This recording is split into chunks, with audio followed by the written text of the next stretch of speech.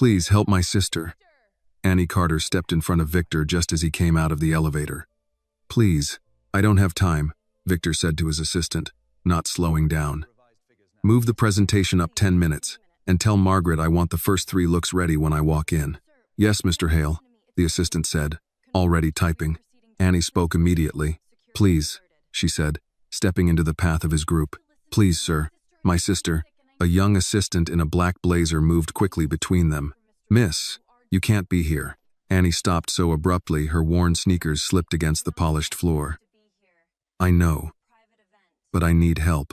The assistant looked her over quickly, from the oversized coat to the old canvas bag hanging from her shoulder. Young lady, it appears you don't have an invitation badge for today's event, do you? This is a private selection event, the assistant said, keeping her voice low but sharp. You're not on the access list. Annie looked past her toward Victor. He had taken another step, still half turned toward the elevator bank, his attention already leaving her behind. My sister is upstairs, Annie said. Her voice shook. Something happened to her. The assistant's expression tightened. Mr. Hale won't be handling this. There are thousands of people who want his attention every day. You understand what I mean, don't you? The assistant held out one hand, not touching Annie yet, but close enough to make the warning clear. You need to go to security. I tried. Annie's fingers tightened around the strap of her old canvas bag. They wouldn't listen. Before Annie could say more, a woman's voice behind Victor said, Hello. Margaret Sloan crossed the lobby in a cream-colored suit, a small smile already set on her face. She passed her eyes over Annie as if the girl were no more than a misplaced delivery box, then turned directly to Victor. Good afternoon, Mr. Hale, Margaret said smoothly. Everyone has arrived. The meeting will begin in 10 minutes. Victor glanced at her, then back at Annie. This young woman said her sister is upstairs and needs help. Margaret's smile did not move. Yes, sir. I'm sorry for the disturbance. This is an internal staff matter. No, Annie said, trembling. No, it's not. My sister is hurt. You're the only one who can help her. Margaret's eyes shifted toward her. The smile stayed, but the warmth vanished from it. Annie, she said, her voice low and tight. Lower your voice. Annie took half a step back before she could stop herself. Margaret turned to Victor again. Mr. Hale, I apologize for the disruption. Her silver blonde hair was pulled back neatly. Her smile was small, practiced, and cold at the edges. Annie's stomach dropped. Margaret stopped beside Victor but looked at Annie say, Annie, this is not appropriate. Annie took another step back before she could stop herself. Margaret turned fully to Victor. Leah Carter is an assistant on my floor. She's been under stress lately. Her sister sometimes comes by after hours. Though we've discouraged it, I'm afraid this is a family matter becoming a workplace interruption. If you don't help, no one else can. Please believe me, Annie said. And she will receive it, Margaret said, still smiling. But not by creating a scene in front of Mr. Hale on the most important day of the season. The phrase creating a scene landed exactly where Margaret meant it to. Victor looked at Margaret. Why would one of your employees believe no one else will help her unless I do? Margaret's eyes flickered. I haven't been informed of an injury. She's in the storage room, Annie said. I found her there. Margaret sighed. Annie, your sister has had episodes of exhaustion before. This is what happens when people take on more than they are ready to handle. Annie's hands began to tremble. He turned to the guard. Send medical to Studio C storage. Now. The guard straightened. Yes, sir. Margaret stepped in quickly. Mr. Hale, I can handle this. The selection committee is waiting upstairs. The billionaire looked at Annie. If someone is injured, you should call 911. Annie swallowed. She said not to tell. She said Miss Sloan would ruin us. Margaret's smile disappeared for half a second. Victor saw it. Annie saw that he saw it. Annie forced the word out, her voice cracking. Enough, Margaret said. Let her speak, Victor said. Margaret turned toward the billionaire. The movement small but firm. Mr. Hale, you do not need to spend your time on this. I assure you, I can handle it. Then she looked back at Annie. I will send someone to check on your sister, all right? Now go. Stop causing trouble. Annie shook so badly she had to grip the strap of her bag with both hands. My sister is really hurt. I'm not causing trouble. If I'm lying, I'll take full responsibility. I'll accept any punishment you give me. His assistant leaned closer. Sir, we really don't have time. Victor finally turned to her. For a moment, the whole lobby seemed to wait for his answer. Then he said, make time. The assistant went still. Victor faced Annie again. Take me to your sister. Margaret said. Victor, he lifted one hand, not high, but enough. No one leaves the design floor, he said. No one touches Studio C. No files are moved, no samples are altered, and no one speaks to Leah Carter before medical sees her. Margaret's face went carefully blank. Annie stood there, still shaking, still afraid. But something inside her shifted. But Victor Hale had stopped walking, and for Leah, that was enough to make Annie move. She turned toward the elevators, her voice low now, almost a whisper. This way, sir. Victor turned toward the elevator. Let's go. Mrs. Evelyn Brooks stood near the hallway entrance with a cleaning cart beside her. Esh, baby, what happened to you? Evelyn asked. What's wrong? Victor looked toward Evelyn. Do you know this young woman? Yes, sir, Evelyn said. That's Annie Carter, Leah's sister. The assistant beside Victor gave a tight smile. Mr. Hale, we're already behind schedule. Victor glanced at her. I'm aware. Then he looked back at Evelyn. What do you know about a young woman named Leah? Evelyn's hands rested on the handle of the cleaning cart. Most nights, she's here long after the rest of that floor has gone home. Quiet girl, polite, always says good evening, even when she's so tired she can barely stand. And this one waits for her. She nodded toward Annie. Never bothers anybody, the assistant said. That still doesn't authorize her to enter a restricted floor. No, ma'am, Evelyn said. It doesn't, but fear will make a child run past rules when the rules don't open the right doors. Victor pressed the elevator button. You come with us, Mrs. Brooks. Margaret's lips thinned. Mr. Hale, surely that isn't necessary. Then she softened her voice, the way she did when she wanted her words to sound reasonable instead of controlling. Sir, instead of spending your valuable time here, I can handle this matter myself and give you a clear report afterward. Victor did not look at her. She knows the girl. Margaret's smile tightened. And they know who you are, Mr. Hale. People want your attention. Very badly. Victor turned. Enough, he said. I want to hear the details of what happened to the young woman named Leah.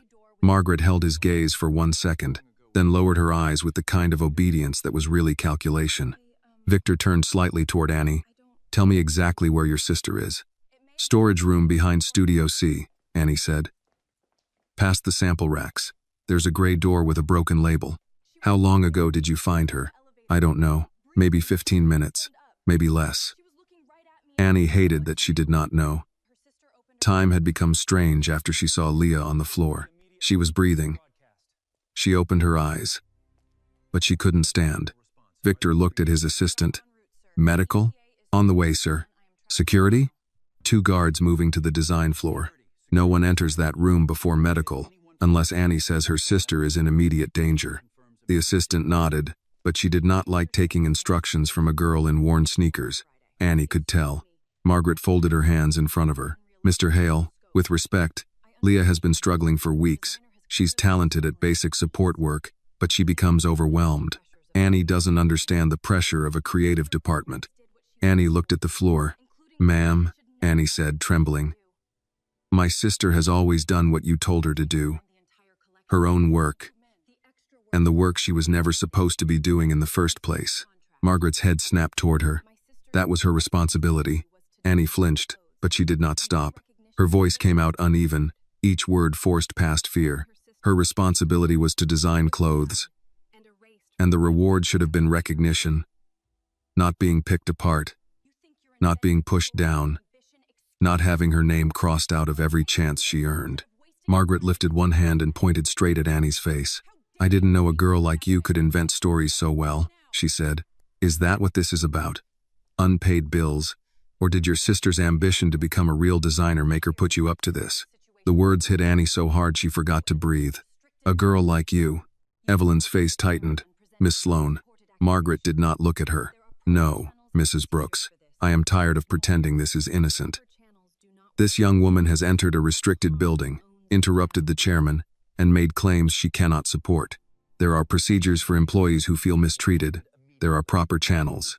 Annie's eyes burned, but she kept them open. Proper channels don't work when the person hurting you owns the channel. Victor turned to Margaret. You need to explain that clearly to me. Margaret's mouth tightened. Mr. Hale, with all respect, this girl is emotional. She doesn't understand how assignments are distributed in a professional design environment. Victor held her gaze. Then it seems I need to review how management is being handled in this place. For a moment, Annie almost believed him. Annie lifted her eyes. Then maybe you haven't seen everyone, sir. Annie saw one young intern lower her eyes when Margaret stepped out. Victor noticed that too. Studio C, he said. 2 guards were already waiting near the end of the hall. The assistant moved toward them, but Victor raised one hand. Annie stopped with her hand on the handle. For a second, she was back inside the room alone, kneeling beside Leah, hearing her sister whisper, "Don't say anything. She'll ruin us." Victor's voice came from behind her, lower now. "Miss Carter?" Annie pushed the door open. Leah Carter lay curled on the floor near a tipped-over bin, one hand pressed against her stomach, her face pale beneath the harsh ceiling light. Victor's expression changed at once. "Hurry," he said, his voice sharp now. "Call emergency services for her. Now." The assistant pulled out her phone. One of the guards stepped back and spoke into his radio.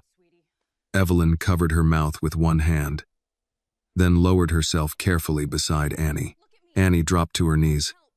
Leah, I brought help." Leah's eyelids fluttered, her lips moved, but no sound came out at first. Victor crouched near her, careful not to touch her without permission. "Miss Carter, can you hear me? What happened to you? Who did this?" Margaret moved in too quickly. "What happened to you?" she said, her voice high with forced concern. "Why wasn't I informed?" "Leah, don't say anything right now. I'll handle this for you." Leah's eyes shifted toward Margaret, and the fear in them was clearer than any answer. Annie took her sister's hand. "Leah, it's me. You're safe." "Mr. Hale is here." Leah swallowed. Her voice came out broken, barely more than breath. "The designs," she whispered. "Margaret, If this moment touched your heart, please like this video, comment where you are watching from, and subscribe to the channel for more emotional and inspiring stories. "I remember all of it," Annie said. Victor Hale did not answer right away. He stood in the hallway outside Studio C with the blue folder under one arm, watching her as if he were deciding whether memory could be treated like evidence. Around them, the design floor had gone too quiet. People sat at work tables without working. A steam iron hissed somewhere and then shut off. Down the hall, the elevator doors closed after Leah's stretcher, taking the only person Annie wanted to follow. Margaret Sloan adjusted the cuff of her cream jacket. "Mr. Hale, this has gone far enough. The girl is upset. Her sister is on her way to medical care. The responsible thing now is to let HR conduct a proper review." Victor looked at her. "A proper review by people who report to you?" Margaret's mouth tightened. "By people who understand the department. Then we'll add people who understand records." Victor turned to his assistant. "Where is Marcus Reed?" "On his way, sir. Daniel Cross is coming up from legal." "Good. Conference room B. Now." Annie stayed where she was. "I should go with Leah." Victor's voice softened, but only slightly. "You can call the hospital from my office once we know where they're taking her. Right now, your sister asked you not to leave the drawings." That was true, and it hurt because it was true. Leah had been pale, barely able to speak, but she had still thought of the folder. Not herself, not the ambulance. The folder. Annie nodded. Margaret stepped closer to her. "Annie, think carefully. You're 18. You don't work here. You don't understand what kind of accusations you're making." Annie looked at the woman's hand, the manicured finger, the wedding band-sized ring she wore. Though no one had ever heard of a husband, "I understand what stealing is." A few heads turned. Margaret's eyes sharpened. "Careful." Victor spoke before Annie could shrink back. "Miss Sloan, you will not address her again unless I ask you to." For a second, Annie thought Margaret might refuse. Then Daniel Cross appeared from the elevator, walking fast with a leather portfolio tucked under one arm. He was in his mid-40s, neat, tired-looking, and already unhappy. "Mr. Hale," he said, "I was told there's an allegation involving creative ownership." "There is a woman on her way to the hospital," Victor said. "There is a folder of sketches. There is a senior director accused by name. And there is a collection about to be presented under what may be the wrong credit. I want legal hold in place immediately." Daniel glanced at Margaret. "On the whole collection? On everything connected to Quiet Fire, Still Standing, Leah Carter, Margaret Sloan, Studio C, and the storage room?" Daniel's face changed. He understood the size of it now. "Yes, sir." Conference room B sat behind glass walls near the pattern department. It was not meant for crisis. It had a long white table, 12 chairs, a screen on one wall, and a tray of untouched, bottled water. Victor placed the blue folder in the middle of the table but did not open it again. Annie sat because her knees had started to shake. Evelyn took the chair beside her.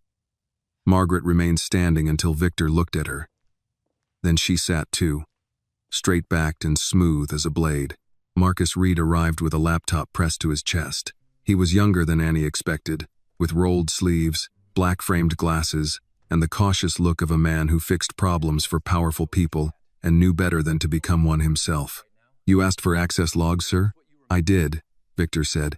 "But first, Miss Carter is going to tell us what she remembers." All eyes moved to Annie.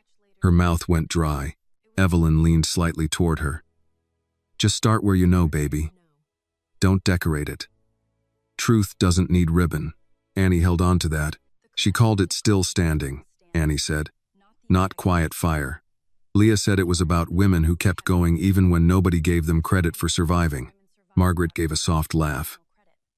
"That sounds touching, but themes are not ownership."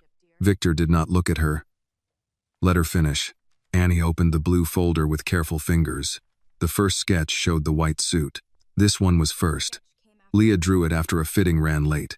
"I remember because the vending machine took my last dollar and Mrs. Brooks gave me crackers from her bag." Evelyn nodded. "Peanut butter ones."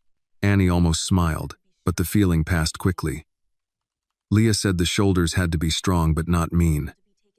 She said women shouldn't have to become cruel to be taken seriously." Victor looked at the sketch. "Date? March 12, a Tuesday. It rained. The ceiling leaked near the south windows and someone put a trash can under it." Marcus typed. "Facilities ticket shows a leak on 12, South Studio, March 12. Margaret shifted in her chair. Annie turned the next page. "The black dress came after Mama's death anniversary. Leah didn't want it to look like a funeral dress. She said grief shouldn't make women look small." Daniel wrote something down. "The red coat," Annie said, touching the page. "Came from our mother's church coat. The left cuff was torn. Leah copied the tear into the cut of the sleeve.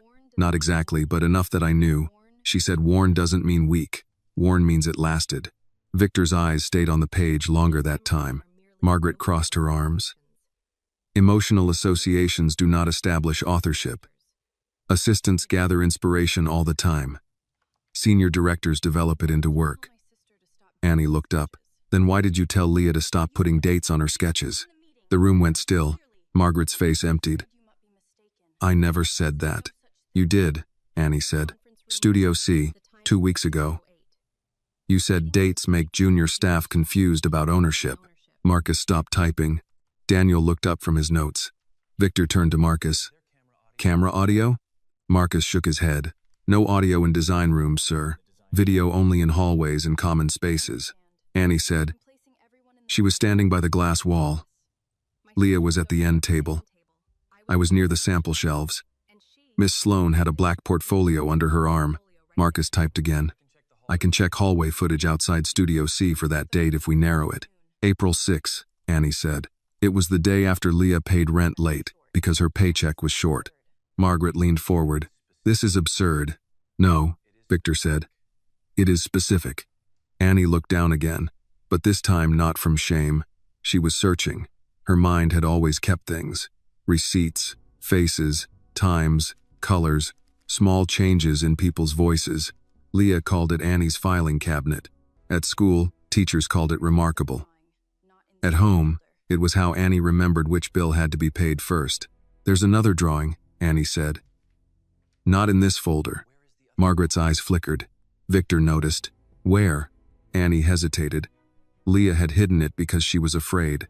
If Annie said the wrong thing, if she led them to nothing, Margaret would smile that smile, and everyone would remember Annie as the girl who wasted a billionaire's afternoon.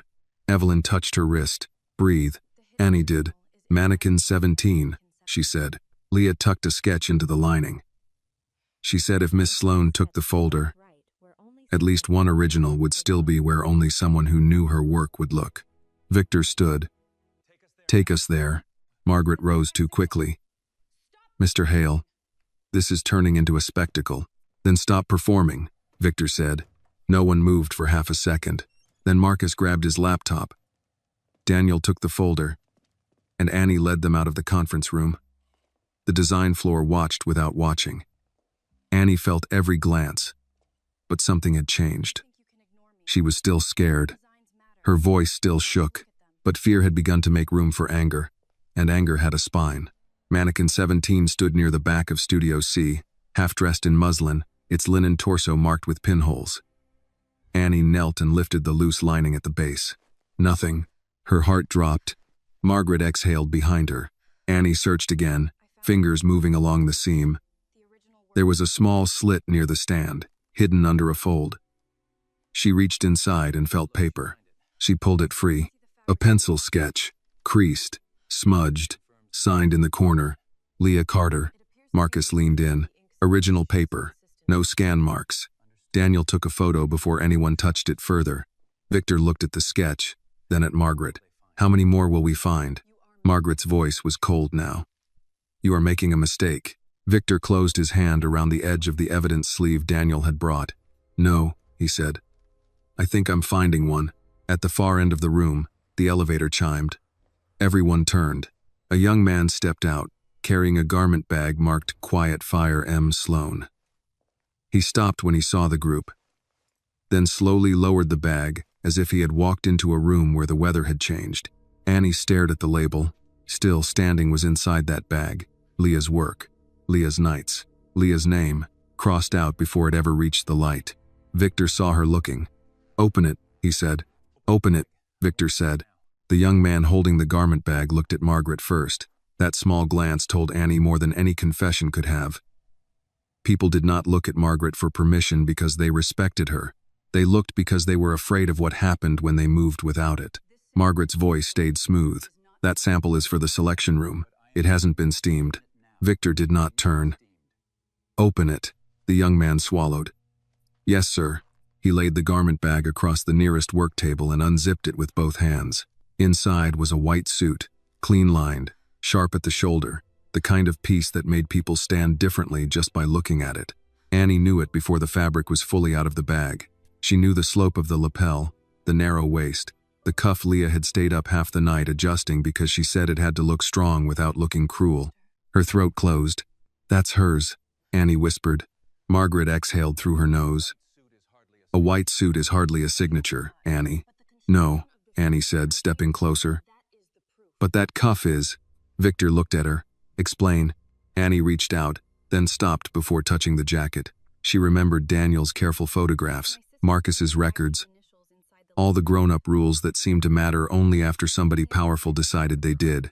Leah said if she ever got a real sample made, she would hide her initials inside the left cuff.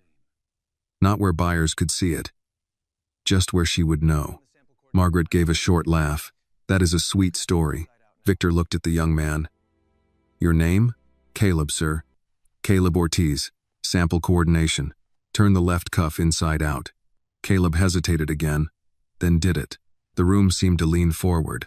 Inside the cuff, stitched in pale thread so fine it almost disappeared against the lining, were two letters. Le, Chi. For a moment, nobody spoke. Annie pressed one hand to her mouth. It was not surprise. It was grief and relief arriving together. Leah had told the truth. Leah had found one tiny place where Margaret's name could not reach. Victor bent closer. "Who stitched this?" Caleb shook his head. I don't know, sir. Sample room gets notes from design. We follow the packet. Whose packet? Caleb glanced at Margaret, then down at the table. Miss Sloane's. Margaret's tone hardened. Because I am the senior creative director. All final packets move through my office. Marcus opened his laptop on the edge of the table. Mr. Hale, if the sample packet exists in the system, I can pull the upload history. Do it. Daniel Cross stepped beside Victor. We should preserve the garment as evidence. No further handling without documentation. Then document it, Victor said. Annie barely heard them. Her eyes stayed on the initials, L, C, 2 tiny letters in thread. Leah's whole life had been reduced to initials hidden where no one was supposed to look. Evelyn stood beside her. Your sister was smart. She was scared, Annie said. Both can be true. Margaret turned toward Annie. You should be at the hospital. Annie looked up. Margaret's face had changed. Not much. Not for anyone who did not know how to read danger. But Annie had learned early. She knew when a person smiled to cover a threat. She knew when a voice got soft because it was reaching for a knife. You care so much about your sister, Margaret said. Go be with her. Let the adults handle this. Victor answered before Annie could. Miss Carter stays. On what basis? On the basis that she identified evidence before anyone else in this room did. Marcus looked at his screen. Sir, Victor turned. What do you have? The sample packet for this suit was uploaded under Miss Sloane's account 3 days ago. Marcus typed again. But there's an earlier draft. Same file name structure, different author field. Leah Carter. Margaret's face went blank. That could be a template error. Marcus kept reading. Earlier draft was created on Leah Carter's workstation at 1:42 a.m.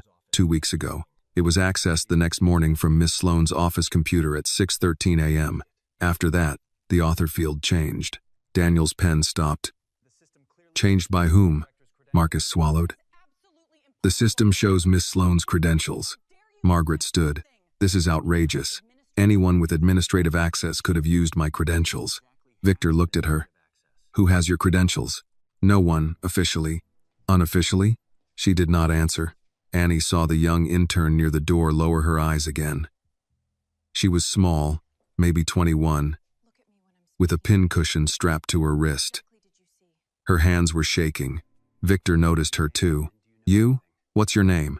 The intern startled. Mia, sir. Do you know something about this? Mia looked at Margaret. Her face drained of color. Margaret said, Mia, choose your words carefully. Victor's voice cut in. No, you choose yours carefully. Mia, answer me. Mia's eyes filled. I don't know about Leah's suit.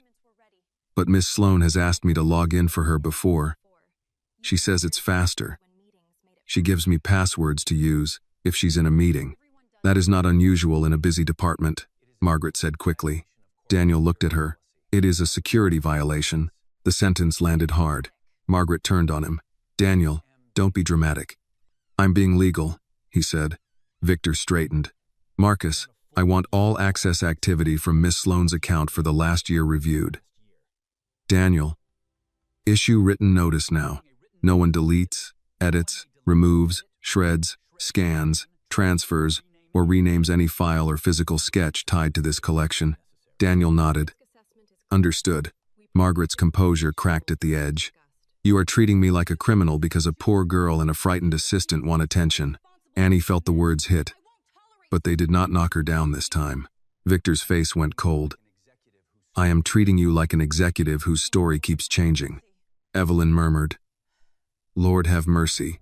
The young man Caleb carefully laid the suit back on the table. Annie watched him avoid Margaret's eyes. She wondered how many people in this room had known pieces of the truth and buried them under rent, student loans, medical bills, fear. She could not hate them for it. She understood fear. Fear had raised her almost as much as Leah had. Victor turned to Annie. You said you remember all of it.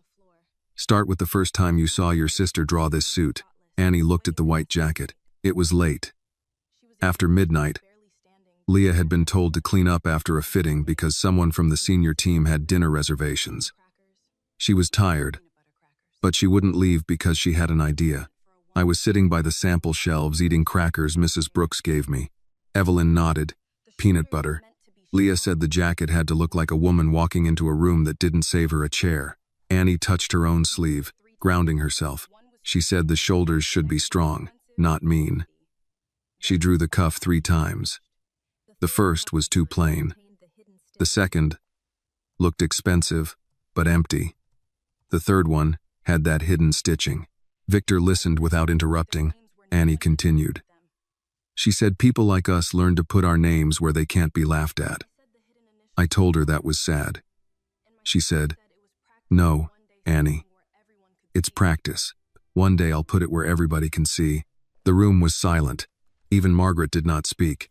Then Marcus's laptop chimed. He looked down, frowned, and clicked twice. "Sir, there's something else." "What?"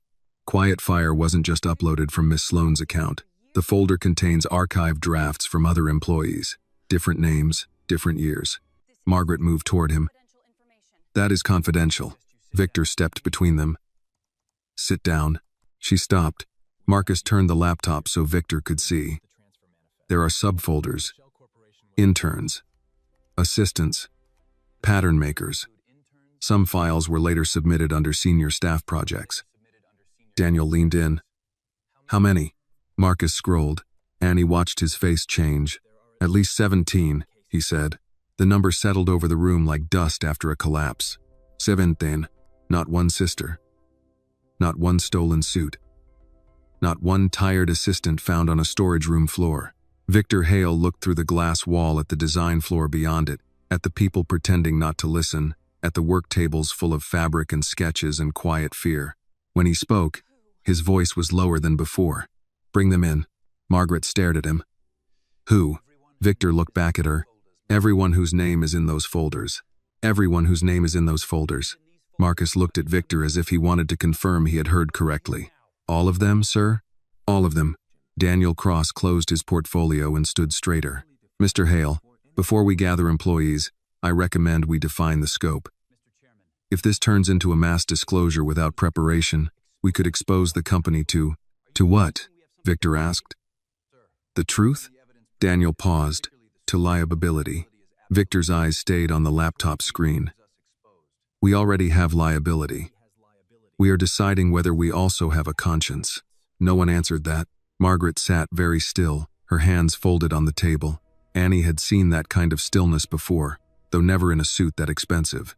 It was the stillness of a person waiting for the room to become uncertain again so she could take control of it. "Mr. Hale," Margaret said, "I understand the optics are troubling, but bringing frightened junior staff into this will only create confusion. Many of them won't understand what they contributed versus what was developed by leadership." Annie looked at the white suit on the table, at the initials hidden inside the cuff. Leadership. That was what Margaret called it when she took what others made and walked into better rooms with it. Victor looked at Marcus. Names. Marcus hesitated, then read from the folder list. Mia Alvarez, Denise Powell, Harriet Kim, Jordan Ellis, Plea Nair, Tomas Vega, Leah Carter. There are more. At the sound of her name, Mia, the young intern by the door, went pale. Victor turned to her. "Miss Alvarez, you don't have to speak in front of anyone yet, but I need to know whether you recognize your name in that folder." Mia's eyes darted toward Margaret. Victor saw it. "Look at me, not her." Mia swallowed. "Yes, sir. I recognize it. What was taken?" Margaret started to rise. "This is inappropriate." "Sit down," Victor said. She did. Mia's voice was barely steady. "A jacket concept. From my graduate portfolio. I showed it during my internship review. Miss Sloane said it was promising, but immature. 2 months later, a version of it went into a capsule collection under her direction. Did you complain?" Mia let out a small laugh with no humor in it. "To who?" That question did more to the room than a speech could have. Daniel stopped writing. Evelyn looked down at the floor. Annie felt her chest tighten because she knew the answer. To who? That was the wall. Poor people hit so often they learned to stop running toward it. Victor looked to Marcus. "Bring the others." The assistant moved quickly now, making calls, sending messages, pulling people from sewing rooms. pattern tables, sample storage, and lunch breaks. They had barely started. Within 10 minutes, conference room B and the hallway outside it filled with employees who did not usually get invited into rooms with glass walls.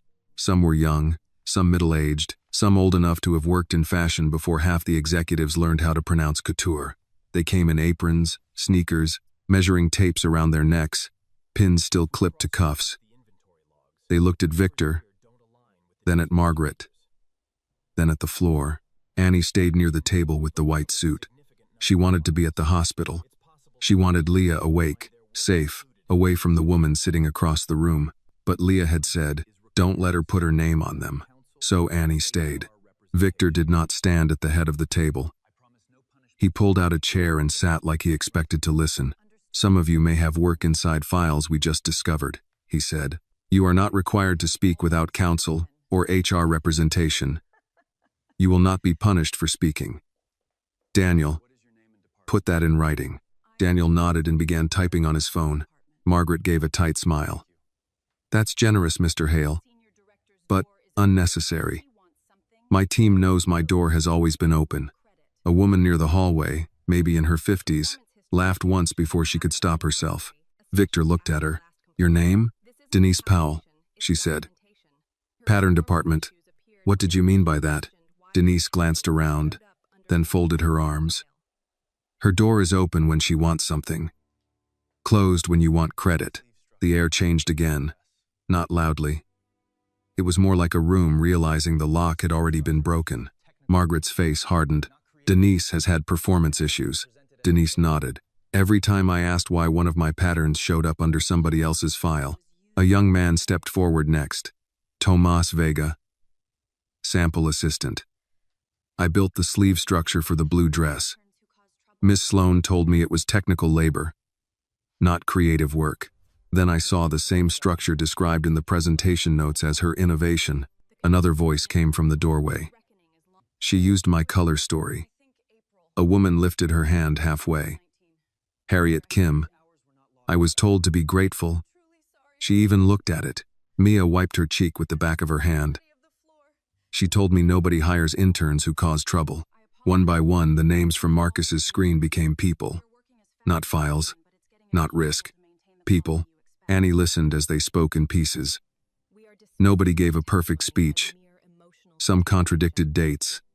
Some forgot names. Some cried and apologized for crying.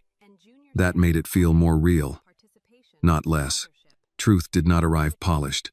It came in the voice of a woman who still had pins in her sleeve because she had been called out before finishing a hem. Margaret waited until 3 people had spoken, then leaned forward.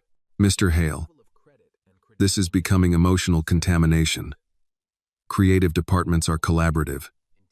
Junior staff often mistake participation for authorship. It happens in every serious house." Victor looked at Daniel. "Is that a legal defense?" Daniel's answer came slowly. "Collaboration can complicate ownership, but unauthorized removal of credit, credential misuse, file alteration, intimidation, and misrepresentation of authorship are separate issues." Margaret stared at him. "Daniel." He did not look at her. "They are." Marcus turned his laptop toward Victor. "I found another pattern. Several files were scanned from the late-night station near Studio C, then renamed from Miss Sloane's office before submission. Same sequence, repeated over years." "How many?" "Still counting." Victor's jaw tightened. "Keep counting." Annie felt a tug at her sleeve. Evelyn stood beside her with a paper cup of water. "Drink, baby." "I'm okay." "No, you're standing. That's not the same." Annie took the cup. Her hands trembled so much the water shook. Evelyn lowered her voice.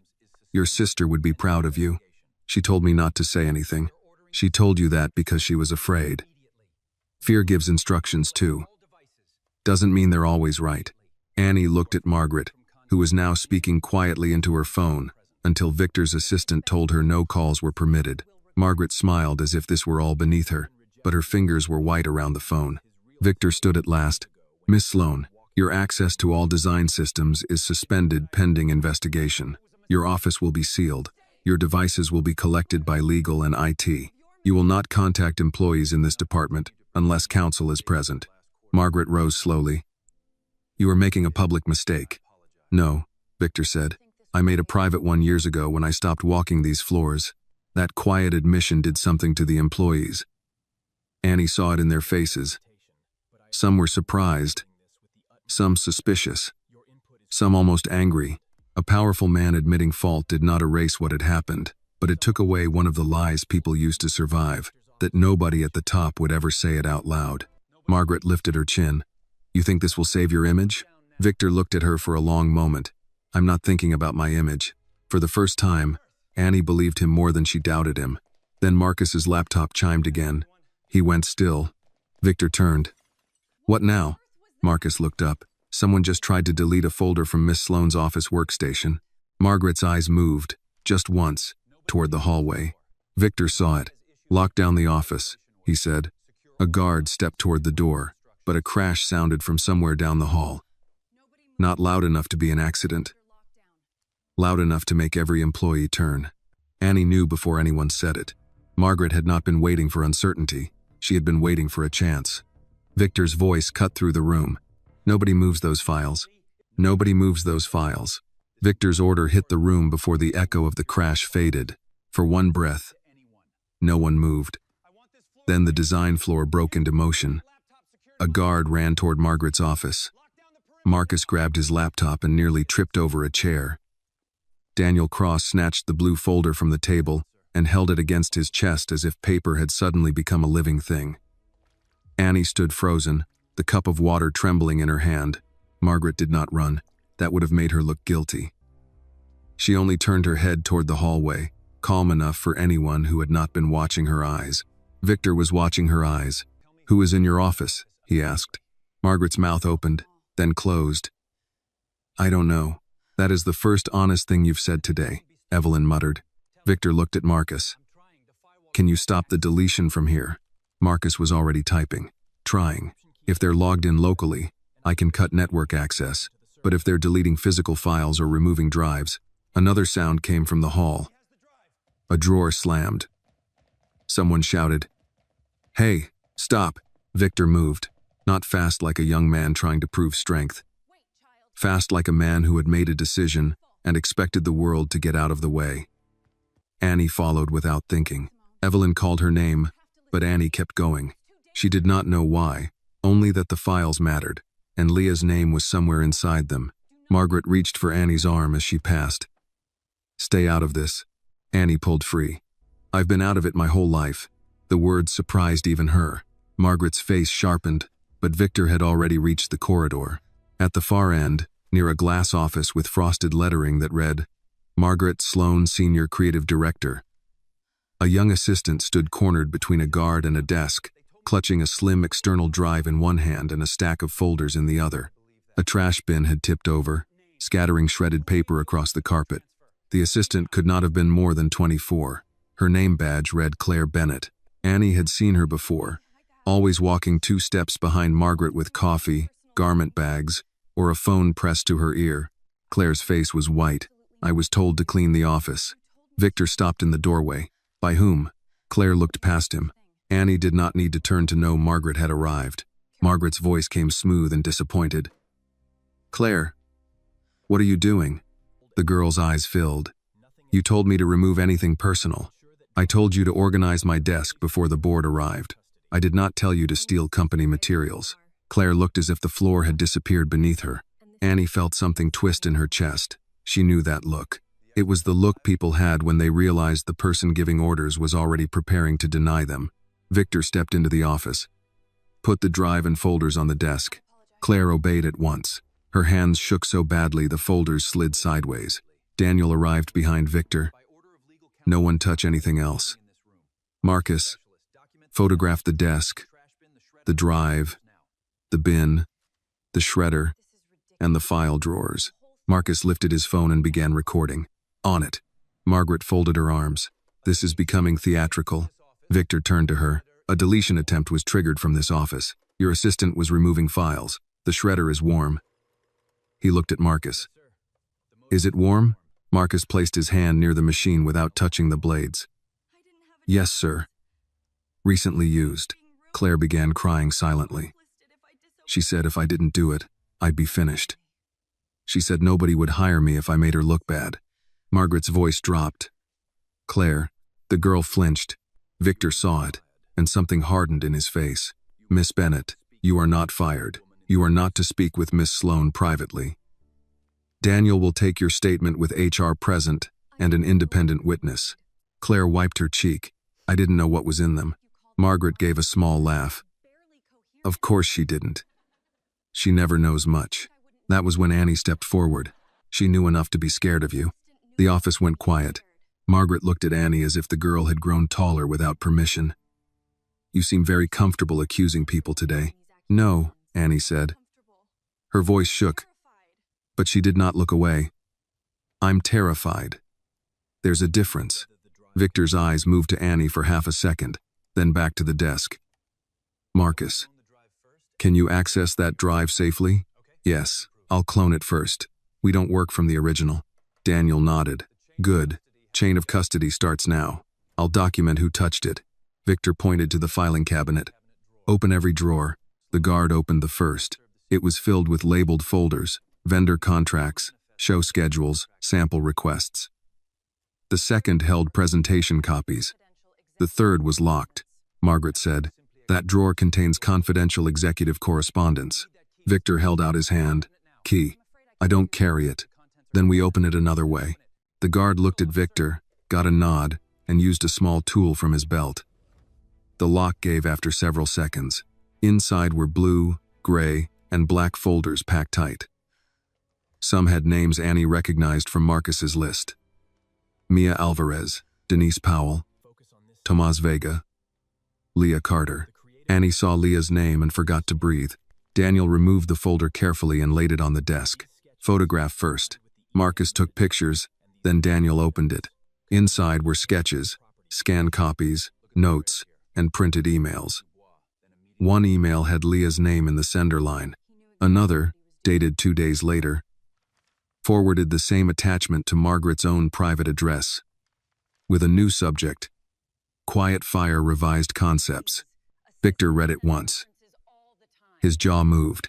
Margaret's voice cut in. Assistants send references all the time. Victor looked at the email again. This says, Miss Sloane, I'm sorry for using my own title on the file. I changed it like you asked. Annie's hands curled into fists. Evelyn, who had come to the doorway, whispered, Lord. Daniel removed another sheet. There are handwritten notes here. Remove assistant attribution before board review. Initialed MS. Margaret's face had gone still. That is not my handwriting.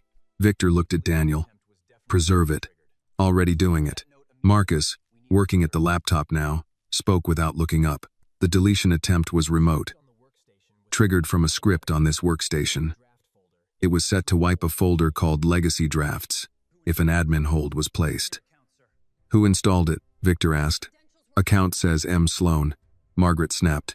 My credentials have clearly been compromised. Claire looked at her through tears. You made me install that folder cleaner last month. Margaret turned on her. Stop talking. Victor's voice came low. No. She should keep talking. Claire hugged her arms around herself. She said it was for old versions. She said junior staff got attached to drafts, and it created confusion. She told me if legal ever froze files, I should run the cleanup. Daniel looked almost sick. That is destruction of evidence. Margaret's control cracked. Evidence of what? A few ambitious assistants who don't understand this business? I shaped their work. I made it usable. Without me, none of it would ever leave a folding table. Annie heard the whole floor outside go quiet. There it was, not a full confession, not in legal words, but the truth beneath every polished sentence. Without me. Folding table. Their work made valuable only when her name touched it. Victor stared at her. You shaped it? Margaret realized too late what she had said. I mean, I supervised development. No, Victor said. You said you made their work usable. Margaret lifted her chin. That is what leadership does. Victor looked toward the hallway, where the employees had gathered, silent and listening. No, leadership protects work. Theft relabels it. Annie felt tears rise but held them back. She would cry later. Maybe at the hospital beside Leah. Maybe in the bathroom, where nobody could see. Not now. Victor turned to the guard.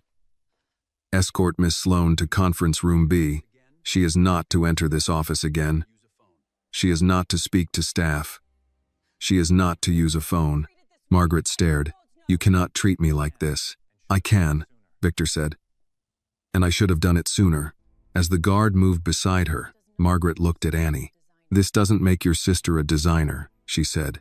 Annie stepped closer, close enough to see the powder at the edge of Margaret's jaw, close enough to hear her breathing. No, Annie said. Her work does. For once, Margaret had nothing ready. Marcus lifted Leah's folder from the desk and handed it to Daniel. Victor looked at Annie. Call the hospital, he said. Tell your sister her name is still here. Annie took the phone with both hands. But for a moment she could not remember how to dial. Her sister's name is still here. The sentence should have comforted her. Instead, it made her chest ache. A name on paper did not erase Leah lying on a storage room floor. It did not pay for all the nights Leah came home too tired to eat. It did not undo the way Margaret had stood over her, speaking in that careful voice people used when they wanted cruelty to sound like policy. Evelyn touched Annie's shoulder. Hospital first. Annie nodded and called the emergency number the medic had given her before Leah was taken downstairs. A nurse answered after 2 rings. My sister came in from Valora House, Annie said. Leah Carter, I'm her sister. There was the sound of keys clicking. She's in evaluation. She's stable. The doctor is with her now. Stable. Annie closed her eyes. She had never loved a word so much. Can I talk to her? Not yet. But you can come to the emergency department waiting area. Are you on your way? Annie looked at Victor.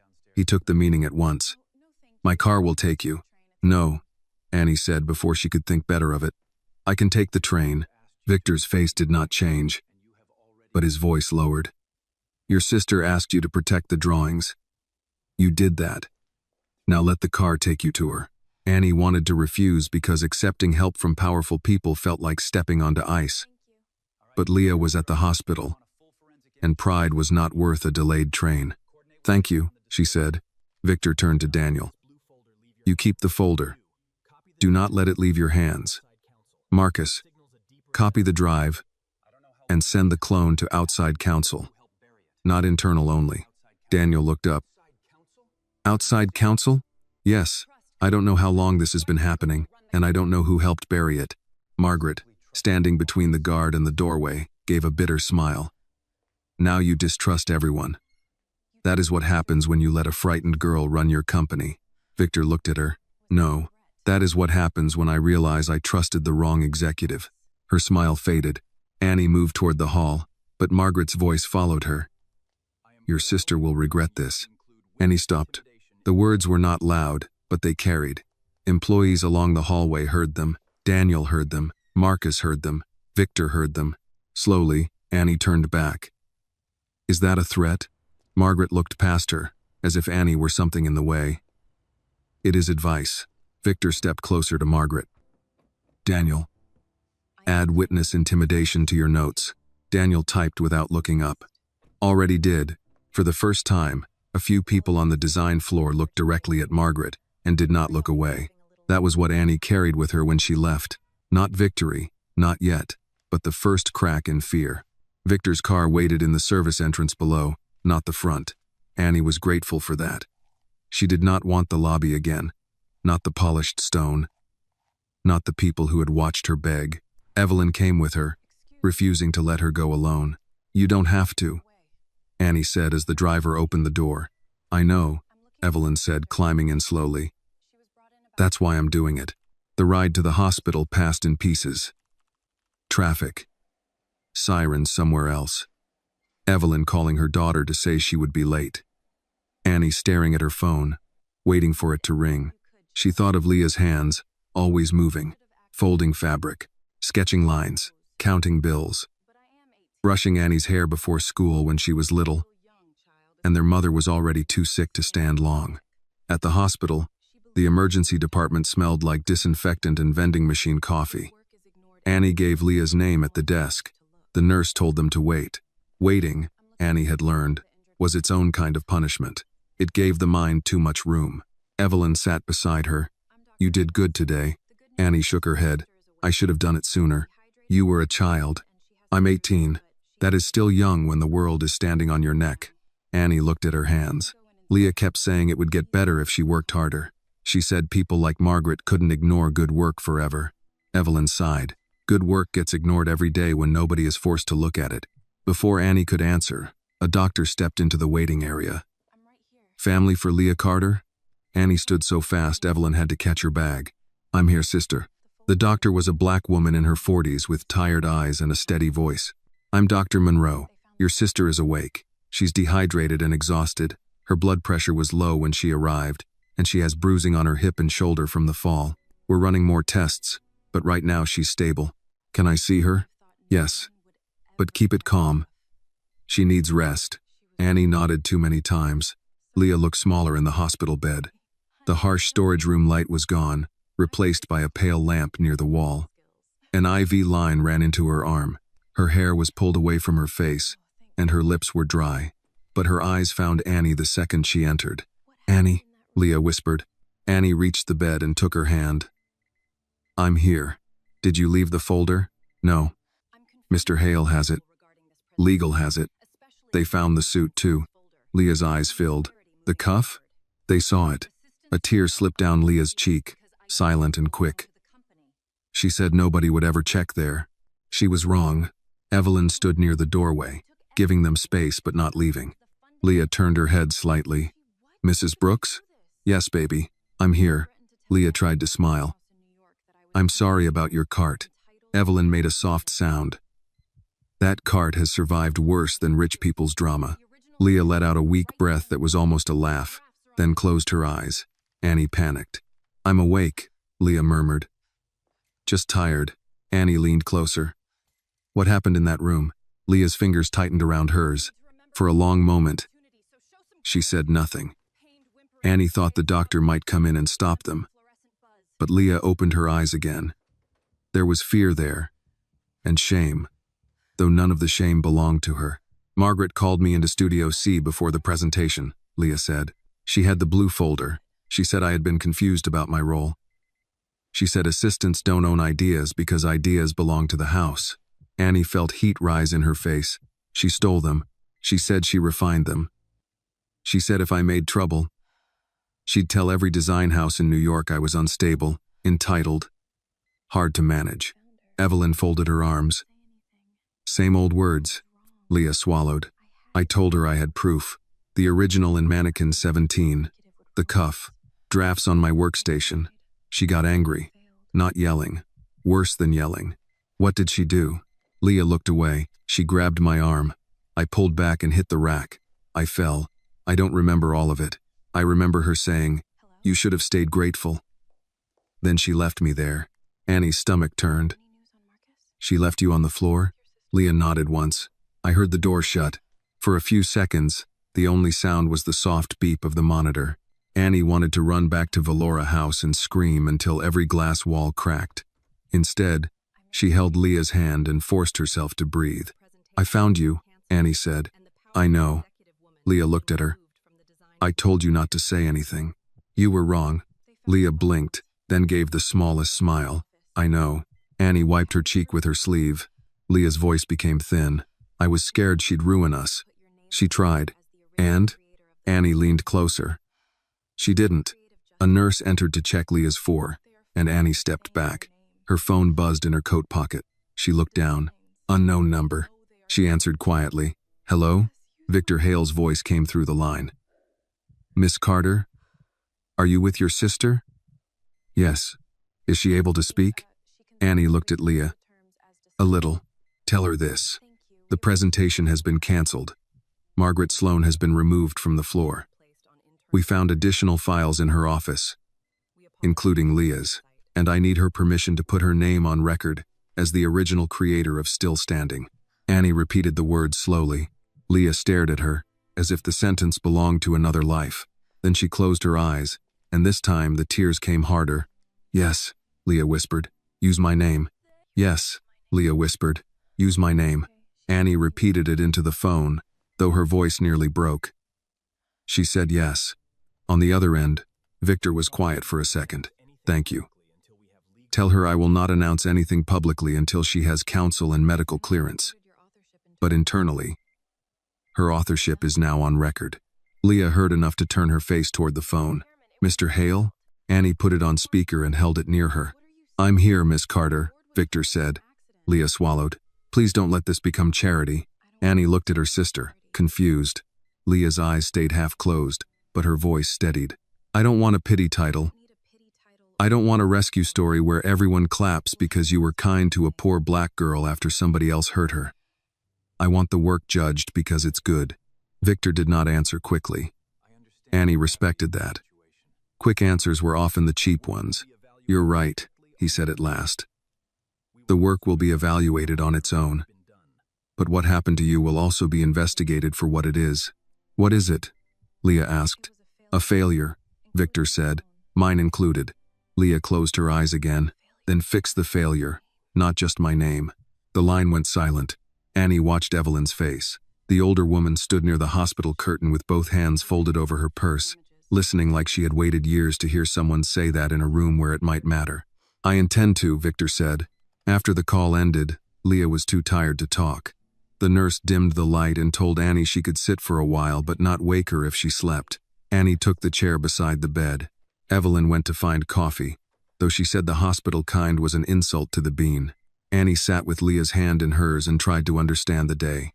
That morning, she had been a girl with no badge, no appointment, and no plan beyond finding someone who would listen. Now her sister's name was inside the company record. Margaret Sloan was under investigation, and Victor Hale knew Annie's phone number. It did not feel like winning. It felt like standing after a car missed you by inches. At Valora House, Victor stood in conference room B with Daniel, Marcus, and 2 members of the board who had arrived expecting a fashion presentation and found an internal crisis instead. The white suit lay sealed in a garment evidence bag on the table. The blue folder sat beside it in a document case. Through the glass wall, the design floor remained lit, but few people pretended to work now. Board member Elaine Porter was the first to speak. She was in her 60s, with silver hair cut blunt at her jaw, and the expression of a woman who did not enjoy surprises unless she had planned them. Victor, canceling a buyer presentation without board consultation is no small decision. A woman was taken to the hospital from our storage room, Victor said. I understand that. I'm asking whether we know enough to treat this as a company-wide misconduct case. Daniel slid a preliminary report across the table. We know enough to preserve evidence and suspend involved personnel pending review. There are file alterations, access irregularities, possible retaliation, possible destruction of evidence, and multiple employee statements. The second board member, Robert Klein, frowned at the page. Possible is doing a lot of work there. Marcus turned the laptop so they could see the access logs. The metadata is not possible. It's recorded. Drafts created under junior employees were later renamed under senior accounts. In Miss Carter's case, the author field changed after access from Miss Sloane's office. There was also an attempted deletion after legal hold. Elaine looked at Victor. And Margaret? In conference room D with security outside. She has counsel on the way. Robert leaned back. She'll fight. I expect her to. She has relationships with buyers, editors, half the board. Victor's face did not move. Then half the board should be careful what they defend. Daniel looked down as if hiding a reaction. Robert's eyes narrowed. That sounded like a threat. No, Victor said. It was advice. The door opened before Robert could answer. Claire Bennett entered with an HR representative and a woman from outside counsel on speakerphone. Claire looked smaller than she had in Margaret's office, but she held a written statement in both hands. Daniel stood. Miss Bennett, you don't have to do this in front of the board. Claire glanced at Victor. I want to say it once before I lose the nerve. Victor nodded. Go ahead. Claire read quickly at first, then slower as her voice caught up with her words. Margaret had told her to run cleanups.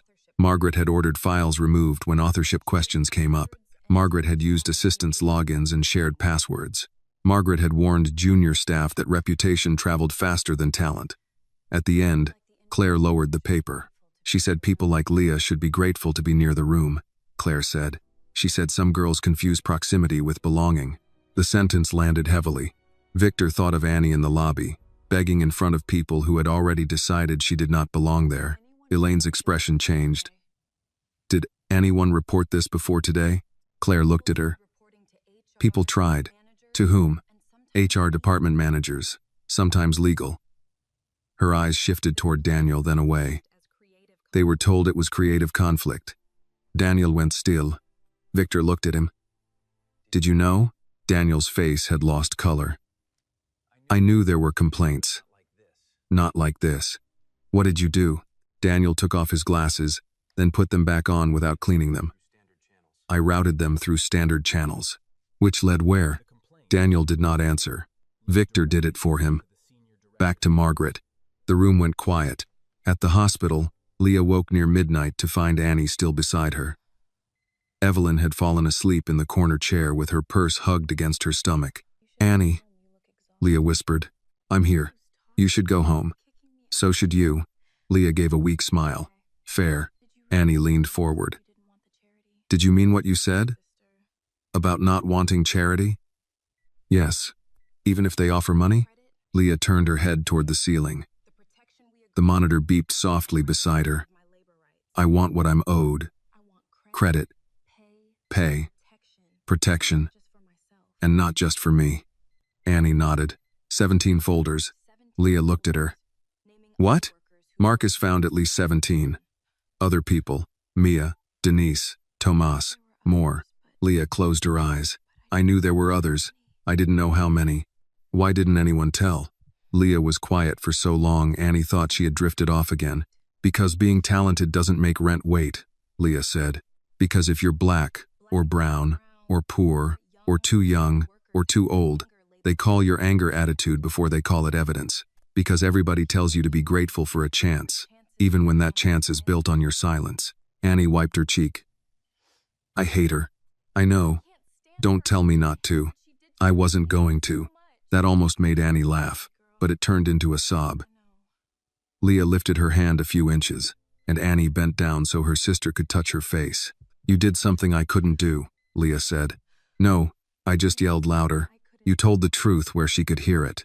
Annie pressed Leah's hand against her cheek. I was scared. Good, Leah whispered. Brave without scared is just reckless. The next morning, Victor returned to the design floor before sunrise. He had not gone home. The building looked different when it was empty.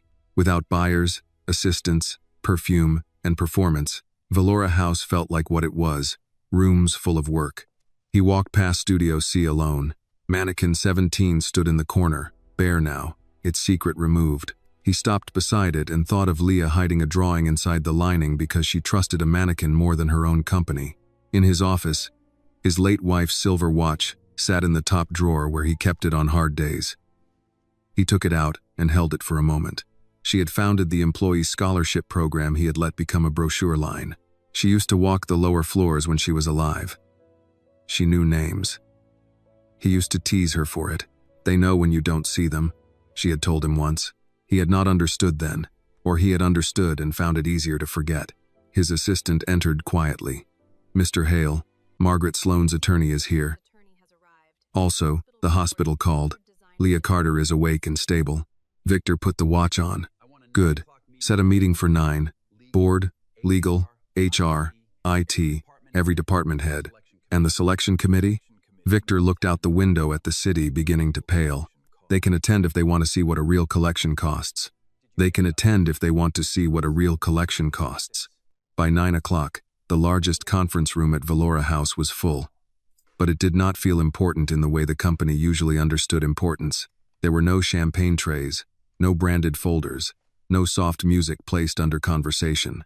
The buyers sat in one row, confused and irritated. The board sat near the center, quiet for once. Department heads lined the walls. Junior staff stood in the back because no one had known whether to offer them seats, until Victor walked in, saw them standing, and said, "Chairs." For everyone. People moved quickly after that. Margaret Sloane sat near the far end of the table with her attorney, a compact woman in a navy suit. who had already told Daniel Cross that her client denied all wrongdoing. Margaret wore the same cream jacket from the day before, but it no longer looked clean to Annie. It looked like a costume that had failed. Annie sat beside Leah, who had insisted on coming despite Dr. Monroe's warning that she should rest. The hospital had released her with instructions, fluids, and a paper bracelet still around her wrist. She moved slowly, one hand against her side, but when Annie tried to help her into the chair, Leah whispered, "Don't make me look breakable." So Annie let her sit by herself, then placed a hand on the back of her chair where only Leah could feel it. Evelyn sat on Leah's other side. She had come in her work uniform, not because she had to work, but because she said people should understand exactly who they had been stepping over. Victor stood at the front of the room. He wore his late wife's silver watch. Annie noticed because he touched it once before speaking. "Yesterday," he said, "a Valora House employee was found injured in a storage room. Her name is Leah Carter. She is here today by choice. I want that understood before anyone speaks about her as if she is a rumor, a risk, or a problem to manage." Leah looked down at the table, but Annie saw her breathing change. Victor continued. "What began as a medical emergency revealed evidence of creative theft, intimidation, record alteration, misuse of credentials, and attempted destruction of files. This investigation is ongoing, but one matter is clear enough to correct now." Margaret's attorney lifted a hand. "Mr. Hale, my client objects to any characterization of unproven allegations." Victor looked at Daniel. "Noted?" Daniel nodded. "Noted." Victor turned back to the room. "The collection scheduled yesterday under the title Quiet Fire will not be presented under that name. Its original title, supported by dated sketches, hidden garment markings, file history, and witness statements, is still standing. Its creator is Leah Carter." A sound moved through the room. Not applause. Not yet. It was the sound of people adjusting to a truth that had been kept too low for too long. Leah's fingers found Annie's under the table. Margaret gave a small, controlled laugh. "This is reckless." Victor did not look at her. "Bring in the first piece." Caleb Ortiz and Mia Alvarez wheeled in the white suit on a dress form. It had been steamed now, but not styled for spectacle. No dramatic lighting. No music. Just the garment standing in the center of the room, sharp and quiet. Victor looked at Leah. "Would you like to speak about it?" Leah's hand tightened around Annie's. "I'm not sure I can stand." "Then don't." Leah stayed seated. For a moment, her eyes remained on the suit. When she spoke, her voice was weak. But nobody leaned away from it. "I started with the shoulder," she said. "I wanted a woman to look like she had the right to enter a room without asking permission. But I didn't want armor. I didn't want cruelty. I wanted dignity." A buyer in the front row, a gray-haired woman with red glasses, leaned forward. Leah continued, "The cuff has my initials inside because I didn't think I would be allowed to sign my work anywhere else." That sentence changed the air.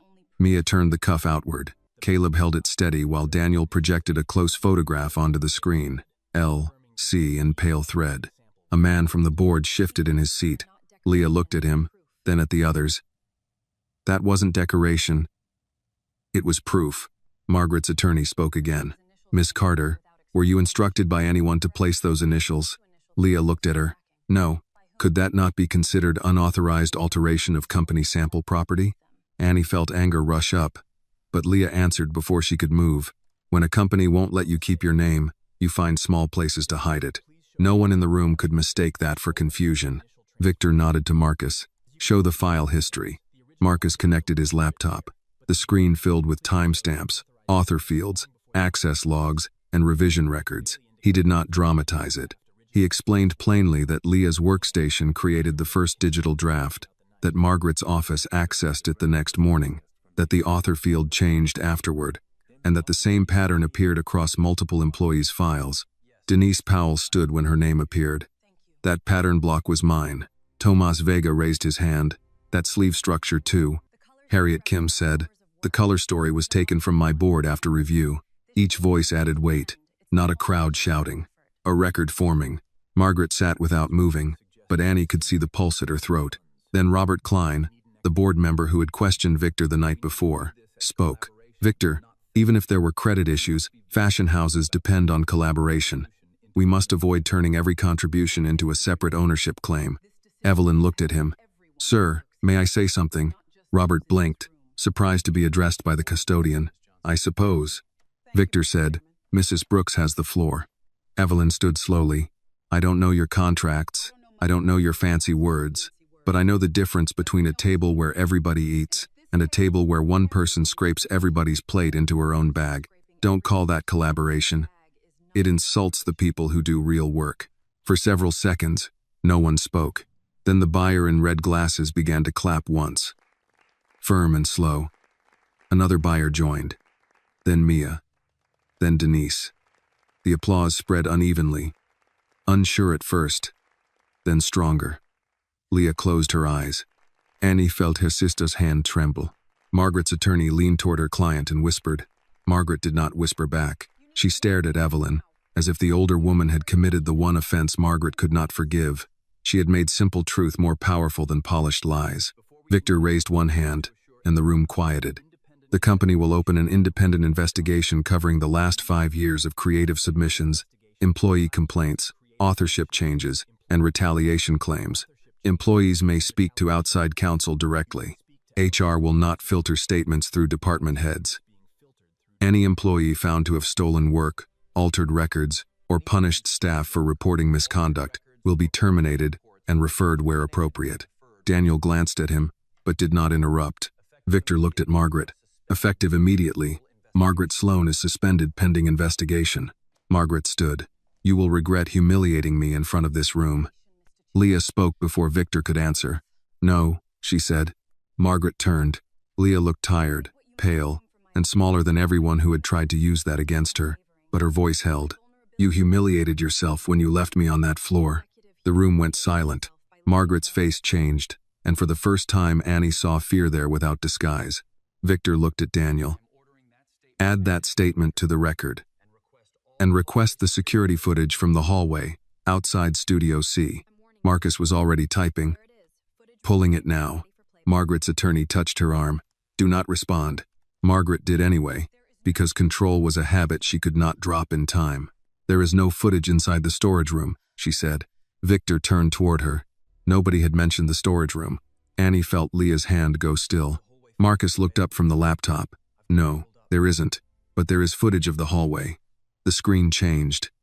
Grainy security video showed Studio C's corridor from the day before. Leah entered the storage room. Minutes later, Margaret entered behind her carrying the blue folder. Nearly 20 minutes passed. Then Margaret walked out alone. She did not call medical. She did not look for help. She closed the door and adjusted her jacket before walking away. The video stopped. No one clapped now. Victor's voice was quiet. Meeting adjourned for everyone except board, legal, security, and Miss Sloane's counsel. Leah tried to stand, but her knees weakened.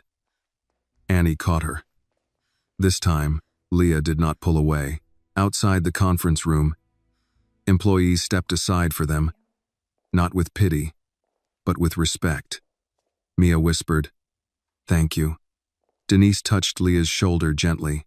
Tomas nodded once, the kind of nod people give when words are too small. At the elevator, Leah leaned against Annie. Still standing, Annie said softly. Leah gave a tired breath. "Not alone this time," she said. "Not alone this time," Leah said. Annie held her tighter as the elevator doors opened. The ride down was quiet, but not empty. Leah leaned against Annie's shoulder, one hand pressed lightly to her side, breathing through the pain she did not want anyone to see. Evelyn stood in front of them like a shield in a navy work shirt, her purse hanging from one arm, her eyes fixed on the elevator doors as if daring anyone to step in and ask Leah for one more piece of strength. When they reached the service entrance, Victor's driver was already waiting. Leah stopped when she saw the car.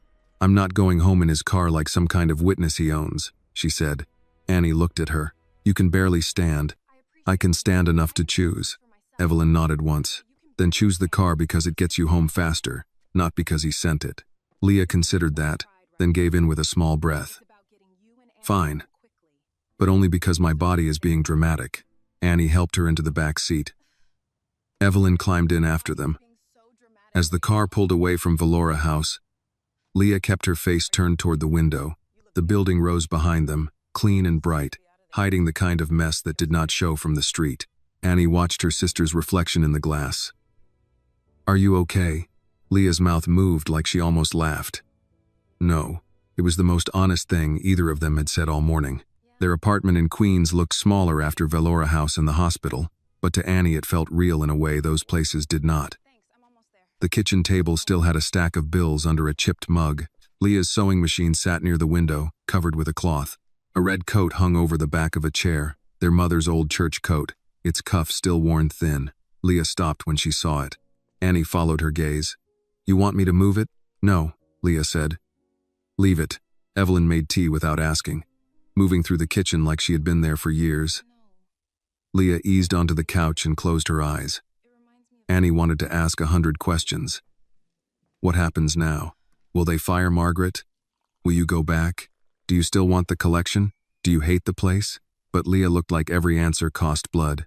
So Annie sat on the floor beside the couch and let the quiet work. Across the city, Victor Hale remained inside the boardroom long after Leah left. The buyers were gone. Most employees had returned to their departments, though nobody was pretending it was a normal workday anymore. Margaret Sloan sat with her attorney, no longer smiling. Daniel Cross had 3 folders open in front of him. Marcus Reed's laptop was connected to the screen, showing file trees that went back years. Elaine Porter took off her glasses. "Victor, the hallway footage is damaging, but termination should wait until outside counsel reviews the full record." Victor looked at Margaret. She left an injured employee on the floor.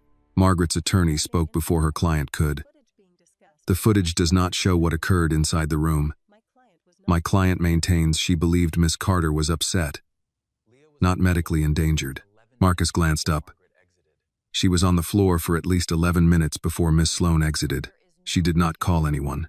Margaret's attorney held her tone. "Again, there is no interior footage." Victor turned to Margaret. "Then explain it." Margaret sat back. "Leah was emotional. She accused me of stealing work. She stumbled. I told her to stay where she was while I got help. You did not get help. I was interrupted before I could." Daniel looked at the timeline. "You went to the lobby presentation area. I went to protect the event from a disruption." Victor's voice stayed calm. "A woman was on the floor. A woman who was trying to destroy a season because she confused assistance with authorship." Elaine's face tightened. Robert looked away. Victor touched the silver watch at his wrist. "You still don't understand what room you're in." Margaret leaned forward. The mask was gone now, and what remained was not panic. It was resentment. "I understand perfectly. You need someone to blame because you haven't managed your own company in years. You want to stand here in your dead wife's watch and pretend you suddenly see the workers. Where were you when those assistants were sleeping under cutting tables? Where were you when budgets were cut and senior staff were told to deliver miracles with children who thought a sketch made them artists?"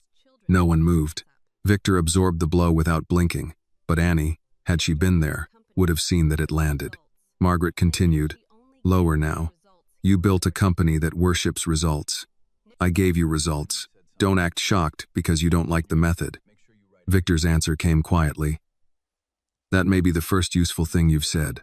Her eyes narrowed. He looked at Daniel. "Write this down.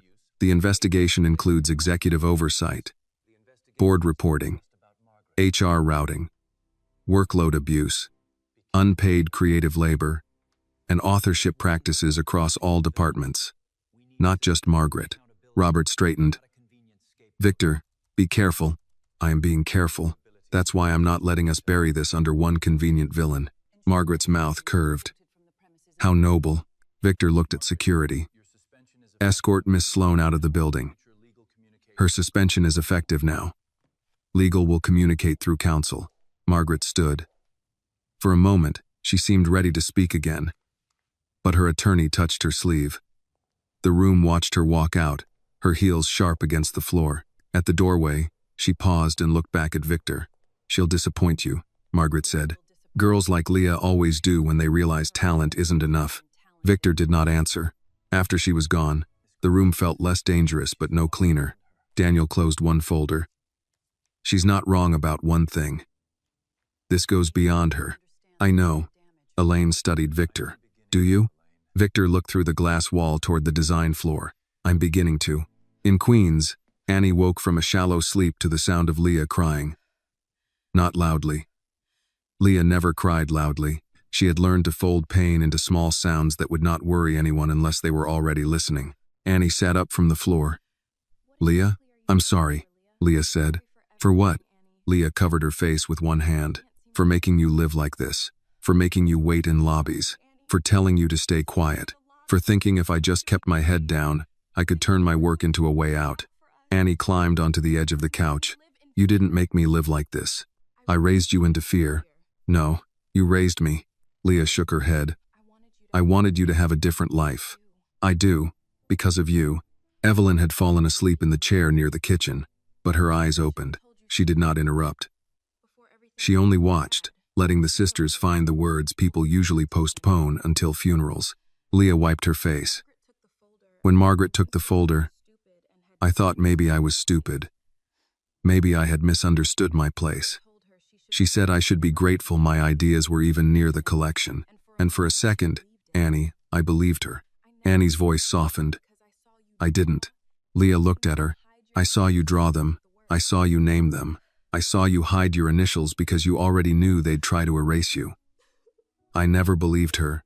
Leah closed her eyes, and the tears came again, but this time she did not apologize for them.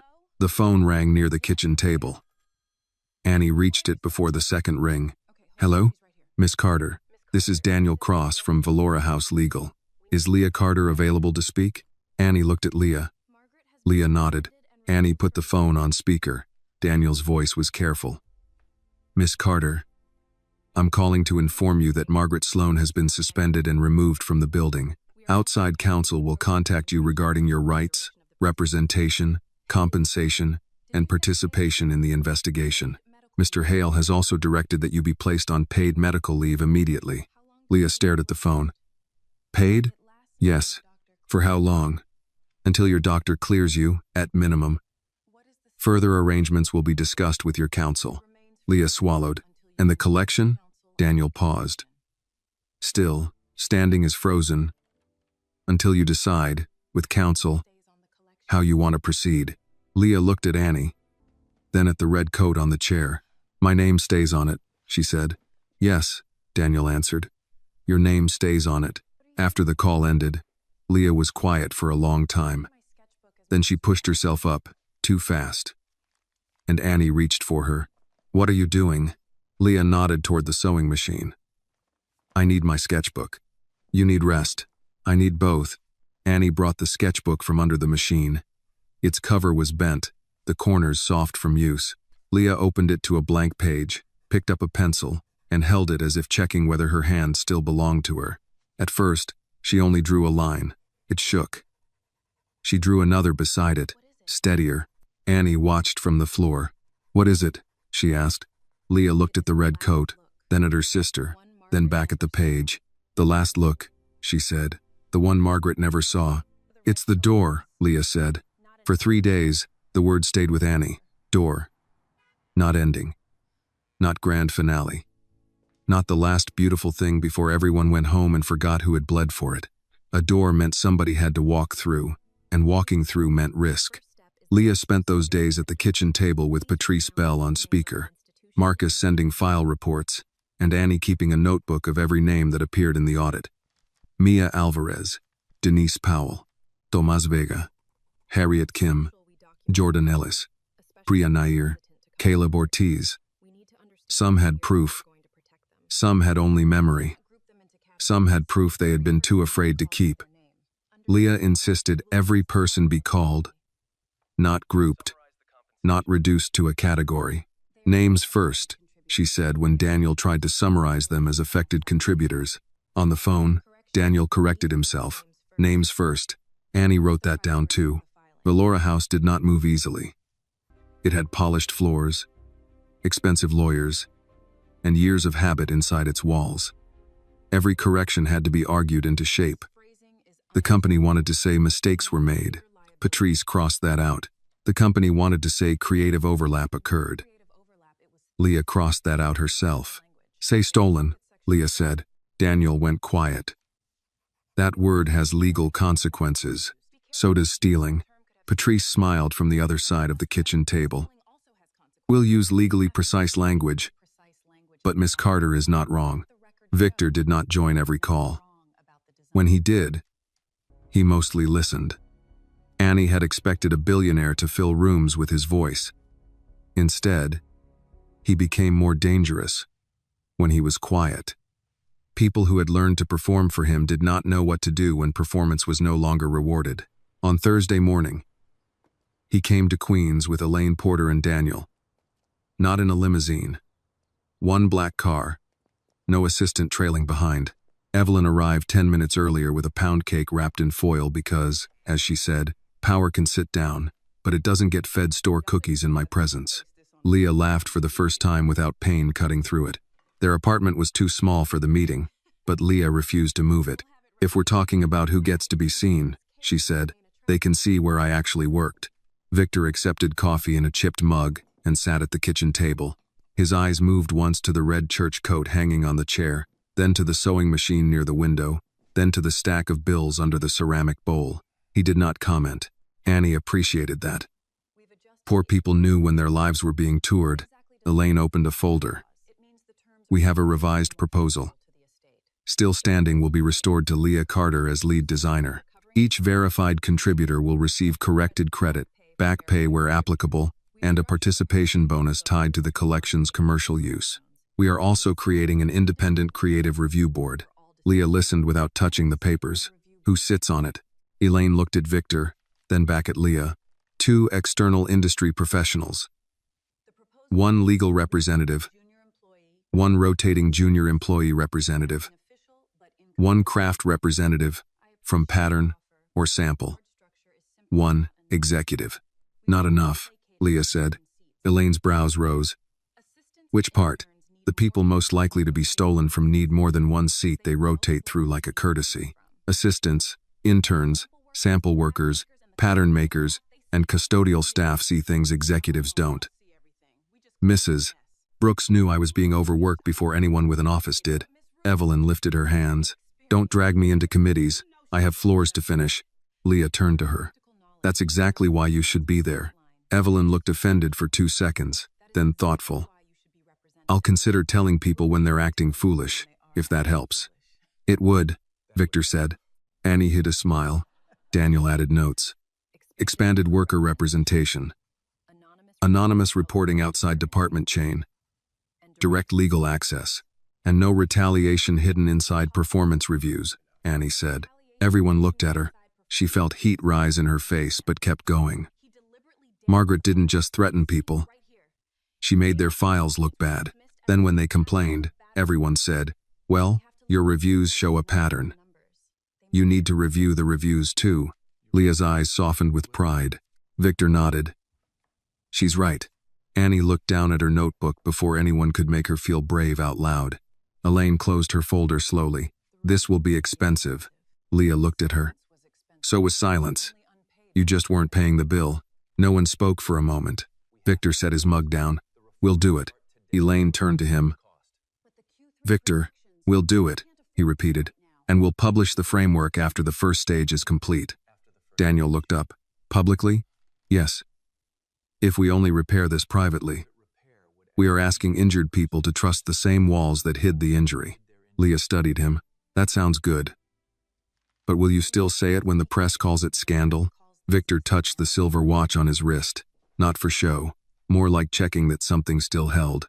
I have spent years protecting the company from embarrassment. It did not make the company honorable. The room changed at that. Not healed, but less guarded. Patrice leaned forward. Then we need protection in writing for every employee participating in the audit. We need independent counsel access, credit review, wage review, and a written apology that names harm without turning Leah into a marketing tool. Victor looked at Leah. Agreed. Leah reached for the red coat sketch and turned it toward him. And this goes in the collection. Elaine leaned closer despite herself. This wasn't in the recovered folder. No, Leah said. Margaret never saw it. Victor studied the drawing. Tell me about it. Leah's fingers rested near the torn cuff she had transformed into design. My mother wore the original coat to church. After she died, people wanted to donate it because it was worn. I kept it. For years, I thought the collection ended with proof that I survived. But survival isn't the last look. Opening the door is, Elaine said. The door to what? Leah looked at Annie, at Evelyn, at the little apartment where grief, rent, sketches, and soup had shared the same table, to a room where no one has to hide their name in a cuff. Victor did not answer right away. He looked at the sketch the way Annie had seen people look at art in museums. Except this was different. This had bills under it, and pain behind it. Finally, he said, then it should close the show. Leah shook her head. No, it opens it. Elaine blinked. Open with the red coat? Yes. That changes the whole order. Good. Annie saw Victor smile, barely. By the end of the meeting, nothing was finished. But everything had moved. There would be more lawyers, more calls, more people trying to soften words until they could no longer cut. Leah knew that. Annie knew it too. But when Victor and Elaine left, the proposal on the table had red marks in Leah's handwriting, Annie's notes in the margins, and Evelyn's pound cake crumbs on the corner. That felt like a beginning. After the door closed, Leah sat back, exhausted. Annie gathered the cups. You really want the red coat first? Annie asked. Leah looked at the sketch. Yes. Why? Leah's voice was quiet. Because I'm tired of entering rooms last. That evening, Annie stood by the window while Leah slept on the couch, the sketchbook resting open beside her. Across the street, people carried groceries, argued into phones, chased children, waited for buses, ordinary lives moving under ordinary light. Annie looked back at the red coat on the chair. For the first time, it did not look like something left behind. It looked ready. The last look, Leah said, the one Margaret never saw. Annie did not ask another question. She had learned that when Leah drew, questions could wait.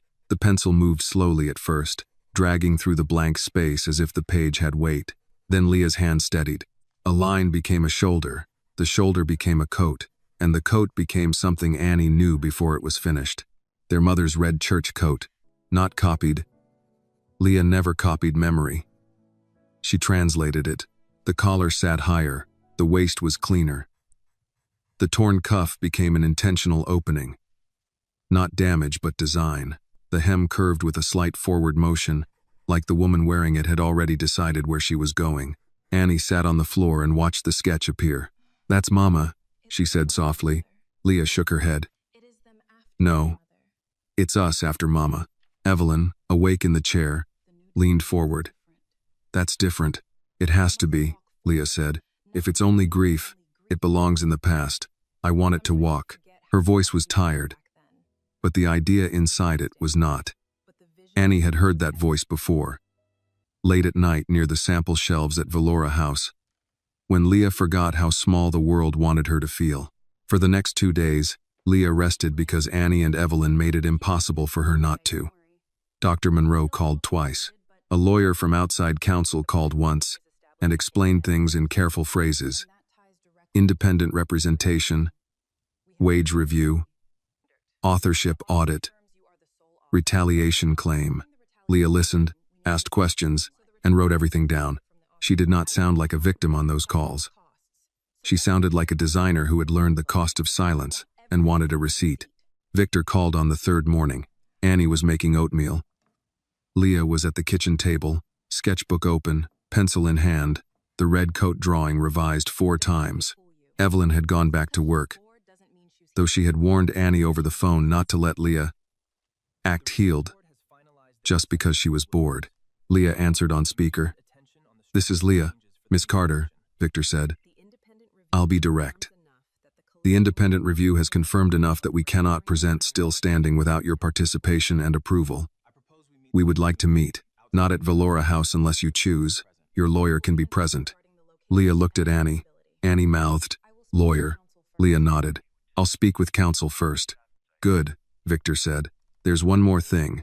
Several employees whose work was found in Margaret's files have asked whether you would be willing to meet with them, not as their spokesperson, just as someone who opened a door.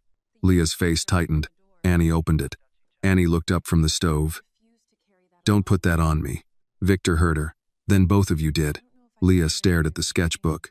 I don't know if I can carry everybody's pain. I'm not asking you to, Victor said. And if anyone does, send them to me. Leah let out a small breath. That might be the first thing you've said that I fully like. Victor almost laughed. Almost. Fair. The meeting happened the next afternoon in a community center near Queens Boulevard, not at Valora House. Leah chose it because the room had folding chairs, bad coffee, and no glass walls. Annie liked it immediately. Nobody could pretend a folding table was beneath them when everyone sat at one. Leah's lawyer, a calm woman named Patrice Bell, sat beside her with a yellow pad. Victor arrived with Daniel and Elaine Porter, not with cameras, not with a publicist. Marcus came too, carrying a laptop bag and looking like he had not slept enough in a week. Mia came first, then Tomas.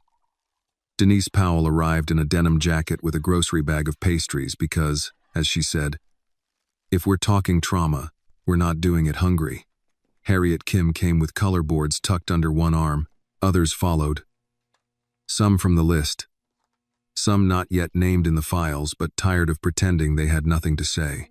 At first, nobody knew where to look. Leah solved it by speaking plainly. I'm not here to lead a revolution. I'm here because my work was stolen, and apparently I'm not the only one. Denise opened the pastry bag. That's usually how revolutions start, sweetheart, with somebody being tired and underpaid. A few people laughed, and the room loosened. Victor sat near the end of the table. Not at the head. Annie noticed. So did Leah. Patrice Bell cleared her throat. Before anyone shares details, remember this may become part of a legal process. You can speak generally today or request a private interview. No one should feel pressured. Mia raised her hand a little. Can I just say something not legal? Patrice nodded. You can. Mia looked at Leah. I'm sorry I didn't help you sooner. Leah's face softened. Did you know? Not everything. But I knew she was doing something. I saw her take your folder once. I told myself maybe you gave it to her. Mia wiped her hands on her jeans. That was easier. Leah did not rush to forgive her. Annie respected that. Forgiveness given too quickly could become another way to keep everybody comfortable except the person hurt. After a moment, Leah said, I understand why you were scared. Mia nodded, crying now. That's more than I deserve. No.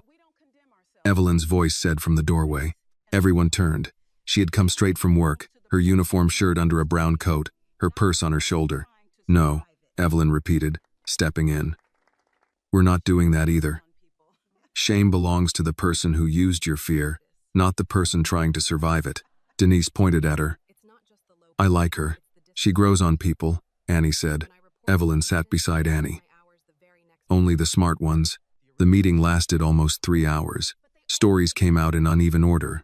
A sleeve taken here, a color board there, a pattern altered, a credit removed, a complaint redirected, a performance review lowered after someone asked too many questions. Marcus showed the group how to submit files safely. Patrice explained documentation. Daniel admitted the complaint process had failed and did not hide behind policy when people challenged him.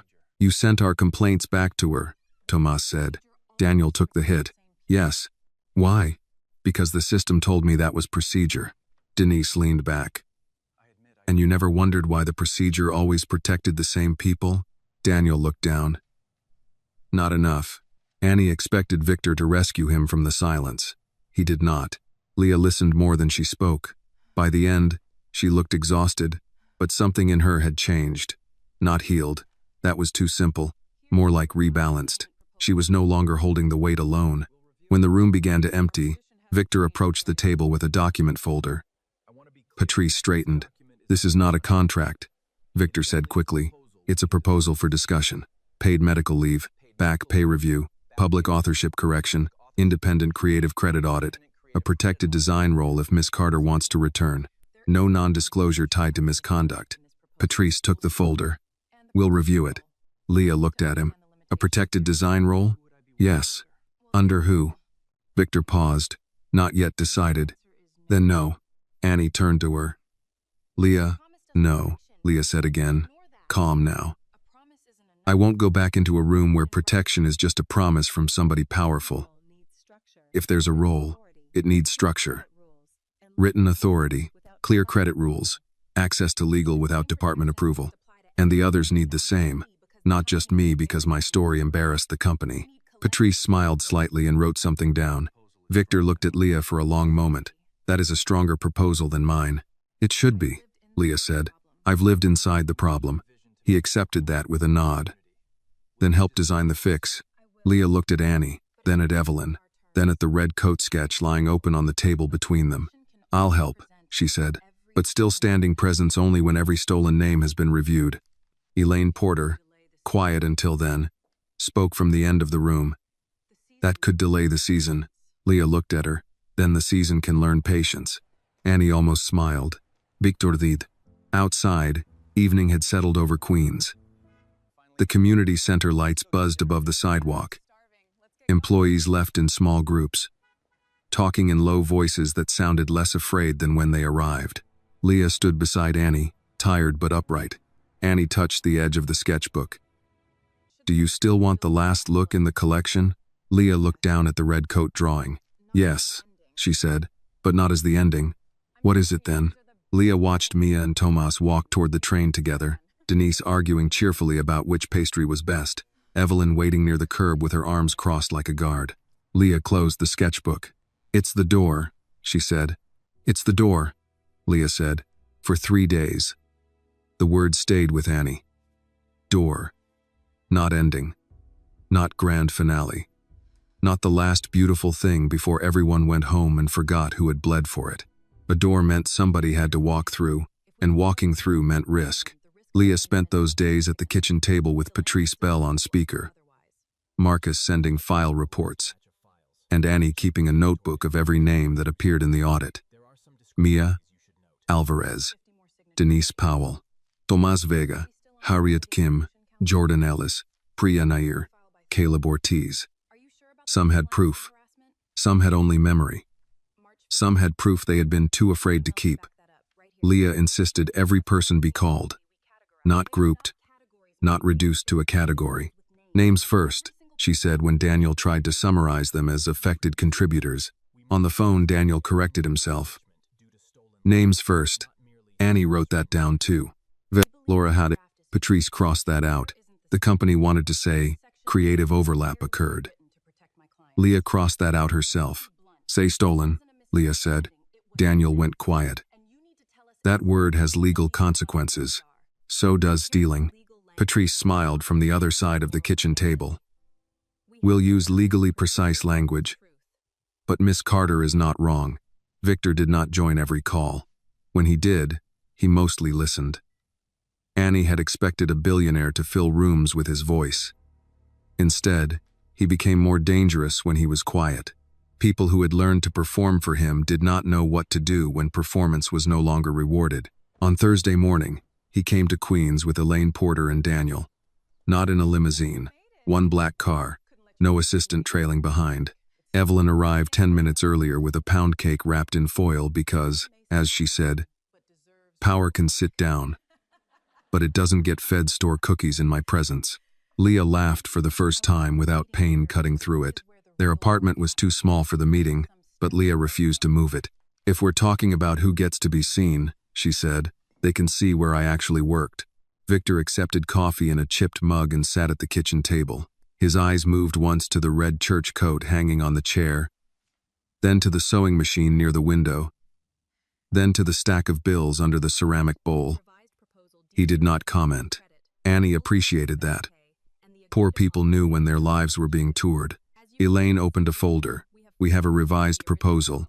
Still standing will be restored to Leah Carter as lead designer.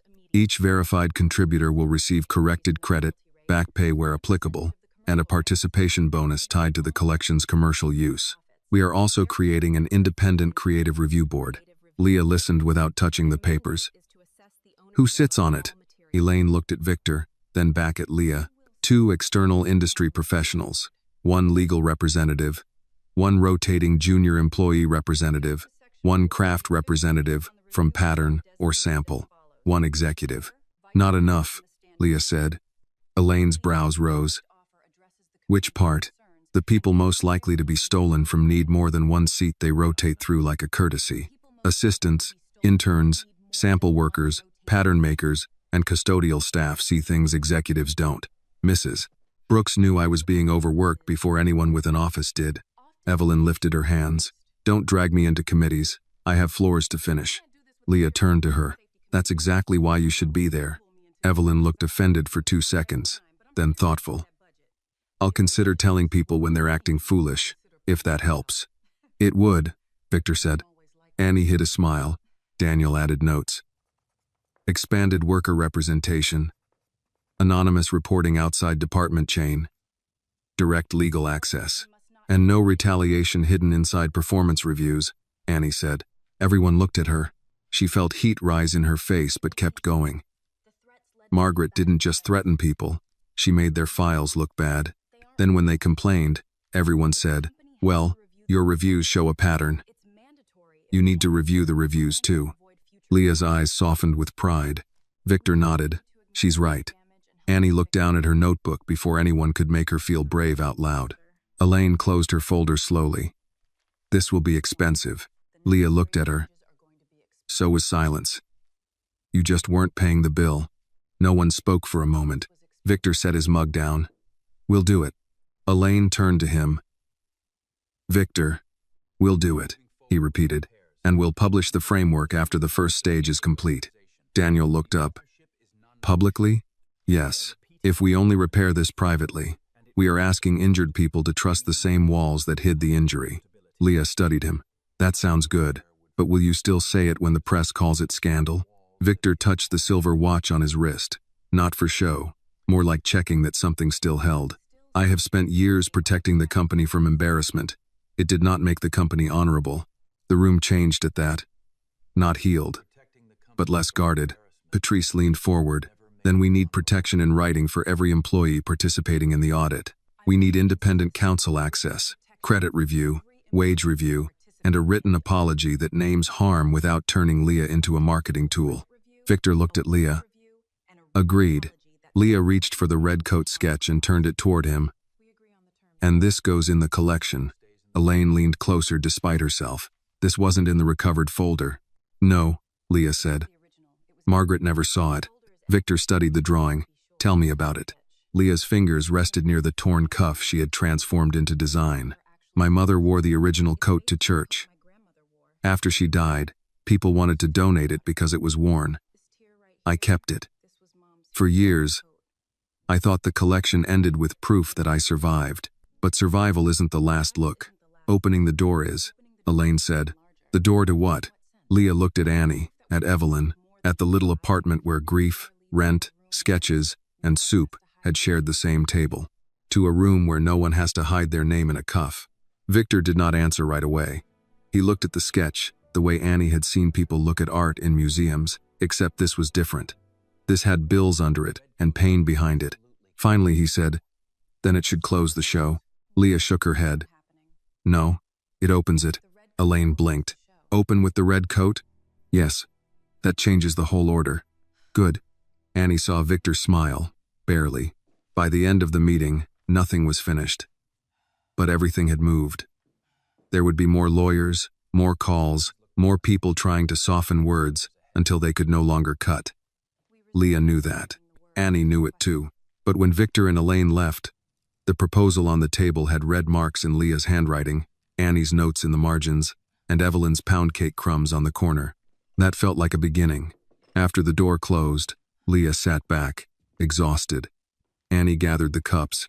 You really want the red coat first? Annie asked. Leah looked at the sketch. Yes. Why? Leah's voice was quiet. Because I'm tired of entering rooms last. That evening, Annie stood by the window while Leah slept on the couch, the sketchbook resting open beside her.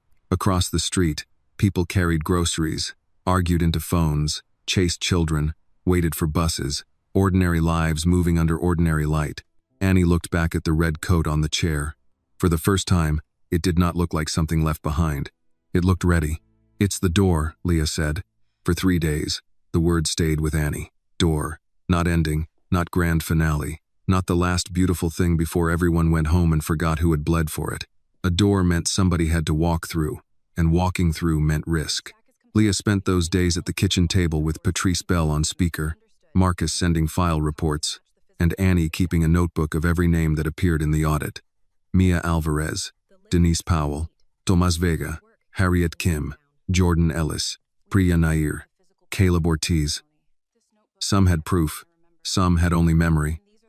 Some had proof they had been too afraid to keep.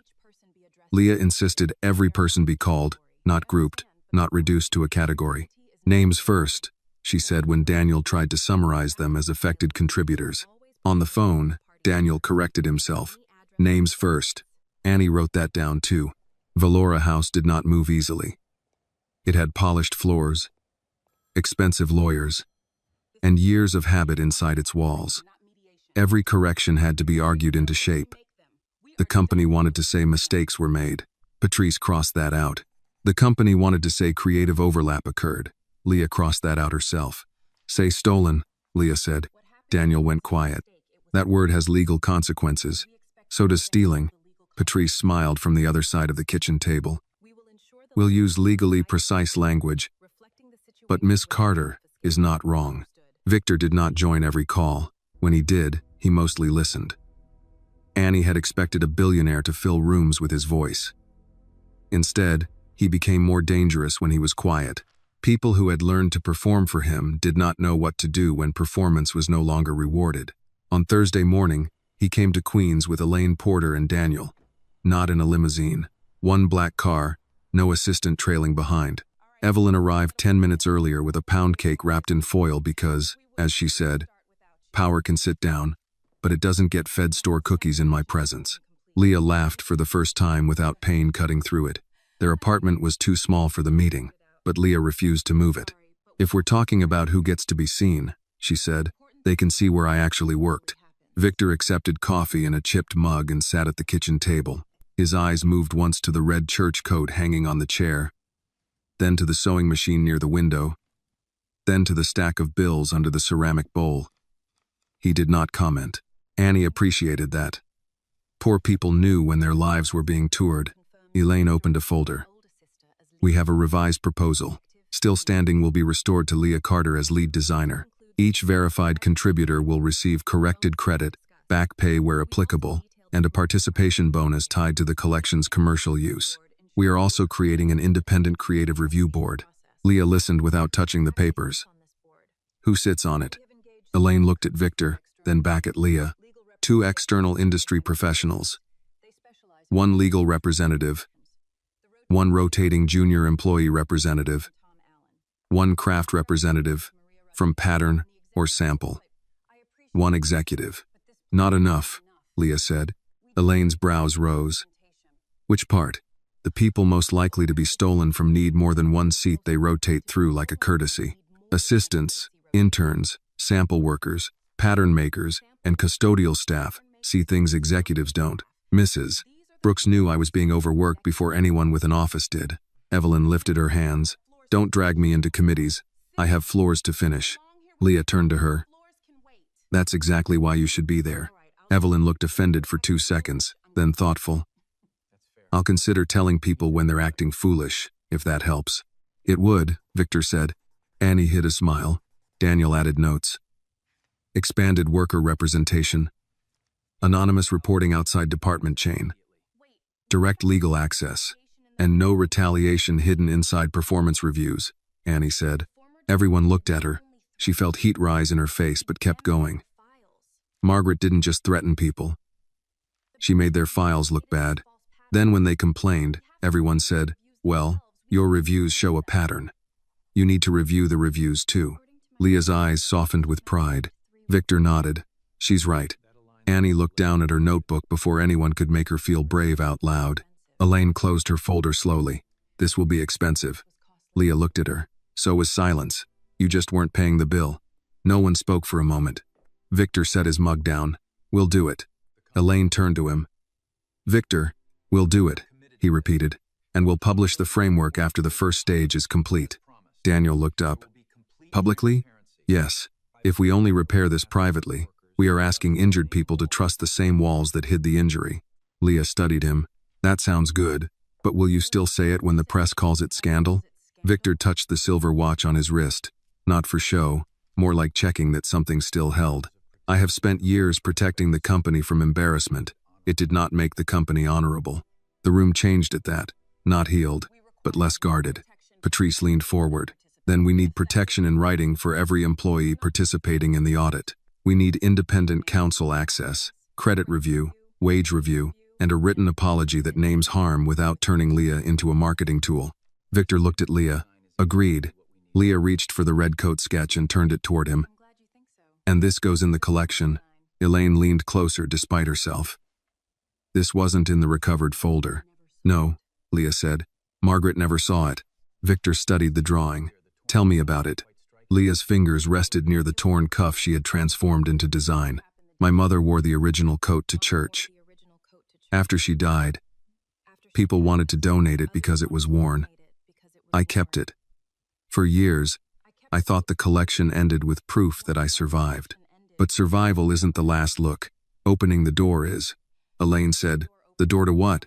Leah looked at Annie, at Evelyn, at the little apartment where grief, rent, sketches, and soup had shared the same table. To a room where no one has to hide their name in a cuff. Victor did not answer right away. He looked at the sketch the way Annie had seen people look at art in museums. Except this was different. This had bills under it, and pain behind it. Finally, he said, then it should close the show. Leah shook her head. No, it opens it. Elaine blinked. Open with the red coat? Yes. That changes the whole order. Good. Annie saw Victor smile, barely. By the end of the meeting, nothing was finished, but everything had moved. There would be more lawyers, more calls, more people trying to soften words until they could no longer cut. Leah knew that. Annie knew it too. But when Victor and Elaine left, the proposal on the table had red marks in Leah's handwriting, Annie's notes in the margins, and Evelyn's pound cake crumbs on the corner. That felt like a beginning. After the door closed, Leah sat back, exhausted. Annie gathered the cups. You really want the red coat first? Annie asked. Leah looked at the sketch. Yes. Why? Leah's voice was quiet. Because I'm tired of entering rooms last. That evening, Annie stood by the window while Leah slept on the couch, the sketchbook resting open beside her. Across the street, people carried groceries, argued into phones, chased children, waited for buses. Ordinary lives moving under ordinary light. Annie looked back at the red coat on the chair. For the first time, it did not look like something left behind. It looked ready. It looked ready. By the following Monday, still standing had become a problem too large for Valora House to hide, and too important for Leah to rush. The company wanted a statement by noon. Patrice wanted another revision. Elaine wanted the board to approve every comma. Victor wanted the words to be plain enough that nobody could use them as wallpaper. Leah read the draft at the kitchen table while Annie packed her school bag across from her. The first line said, Valora House acknowledges concerns regarding creative credit within its design department. Leah picked up a red pen and crossed out concerns. Annie looked over. What are you putting? Failures. That'll make them nervous. Good. The next sentence said the company would review internal processes. Leah crossed out processes and wrote people. By the time Victor called, the page looked wounded. Miss Carter, he said, I take it you have notes. I have corrections. Annie smiled into her cereal. Victor said, send them. Leah leaned back. Mr. Hale, before you release anything, I want one thing clear. I don't want my face used as proof the company suddenly became good. No campaign, Victor said. No photographs without approval. No interviews unless you choose. And the others? Same protections. Leah looked at Annie, who gave one firm nod. Then we're closer, Leah said. That afternoon the statement went out. It was not perfect. Nothing written by lawyers ever seemed fully alive. But it said, Leah Carter's name. It said, still standing. It said independent investigation. It said creative theft, retaliation, and failure of oversight. It said Margaret Sloan was suspended pending investigation. It said Valora House would review past credits and compensate harmed workers where findings supported it. By 5 o'clock, the story had reached fashion blogs. By 6, 2 major newspapers called. By 7, a television producer left Annie a voicemail that began, Your family's inspiring journey. Annie deleted it before Leah heard the rest. Leah sat on the couch, quiet. You okay? Annie asked. I hate that everybody can see it now. You wanted them to. I wanted the truth seen, not my pain. Annie sat beside her. Can you separate them? Leah looked at the red coat sketch on the table. I'm trying. The next morning, Valora House received more calls than it could answer. Some buyers withdrew from the season, saying they wanted distance until the investigation ended. Others asked whether Still Standing would still be presented. One editor wrote that the collection might become the most culturally significant American fashion statement of the year, which made Leah shut the laptop. They haven't even seen it, she said. They're writing about the scandal, not the work. Patrice, on speaker, answered, Then we control what access they get. I don't want to control it. I want it honest. Honesty needs structure too, Patrice said. Otherwise people turn it into whatever sells. At Valora House, Victor faced his own storm. The board called an emergency meeting. Robert Klein wanted the statement softened. 2 members worried shareholders would panic. Elaine, who had once worried about the season delay, now sat beside Victor with a printed copy of Leah's edits in front of her. Robert tapped the page. You admitted too much. Victor looked at him. We admitted what we can support. You used the phrase failure of oversight. Yes, that implicates leadership. It should. Robert's mouth tightened. There are ways to repair without setting the building on fire. Victor glanced toward the windows overlooking Manhattan. The building was already burning. We were complimenting the lighting. Elaine hid a smile behind her hand. The meeting lasted 2 hours. When it ended, Robert left angry. 3 board members left nervous. And Victor stayed behind with Elaine. You understand, she said. Some people will come for your seat. I know. And Margaret will not go quietly. I know that too. Elaine studied him. Is Leah Carter worth all of this? Victor turned. That's the wrong question. What's the right one? How many Leah Carters did we spend years deciding were not worth it? Elaine had no quick answer. 2 days later, Margaret gave her answer through an attorney's letter and a private whisper to the press. She denied everything. She claimed Leah had been unstable, ambitious, and manipulated by outsiders. She claimed Annie had staged a confrontation for money. She claimed Victor Hale was sacrificing a loyal executive to protect his own reputation. The article appeared online at 8:14 inches the morning. Annie read it on her phone before Leah woke. Her hands went cold. The headline did not mention the white suit. Accusé, not designer, not injured employee, not Leah Carter. Accusé. Annie wanted to throw the phone across the room. Leah came into the kitchen wearing an old sweatshirt and saw Annie's face. What happened? Nothing. Annie. Annie handed her the phone. Leah read without sitting down. Her expression did not change at first. Then something in her eyes went distant, as if Margaret had reached through the screen and put her back on the storage room floor. She's doing it again, Annie said. She's making you sound like you wanted attention. Leah set the phone on the table carefully, too carefully. I knew she would. That doesn't make it okay. No. What are we going to do? Leah looked at the red coat on the chair. Then she picked up her phone and called Patrice. I want to make a statement, Leah said. Patrice's voice sharpened. Slow down. We need to discuss risk. I'm done letting other people describe me. That I understand. But speak with purpose, not pain. Leah closed her eyes. Then help me make pain useful. By noon, Leah, Annie, Evelyn, Patrice, and Victor met at the community center again. Not Valora House, Leah insisted. If she went... Victor arrived with Marcus and Daniel. Marcus had a file of verified evidence. Daniel had a statement timeline. Patrice had Leah's draft, which began with one sentence. My name is Leah Carter, and I designed Still Standing. Patrice read it aloud and nodded. Good. Start with identity, not injury. Leah added the second line herself. I did not ask to become a symbol. I asked to keep my name on my work. Evelyn sat back. That one stays. Annie watched her sister write.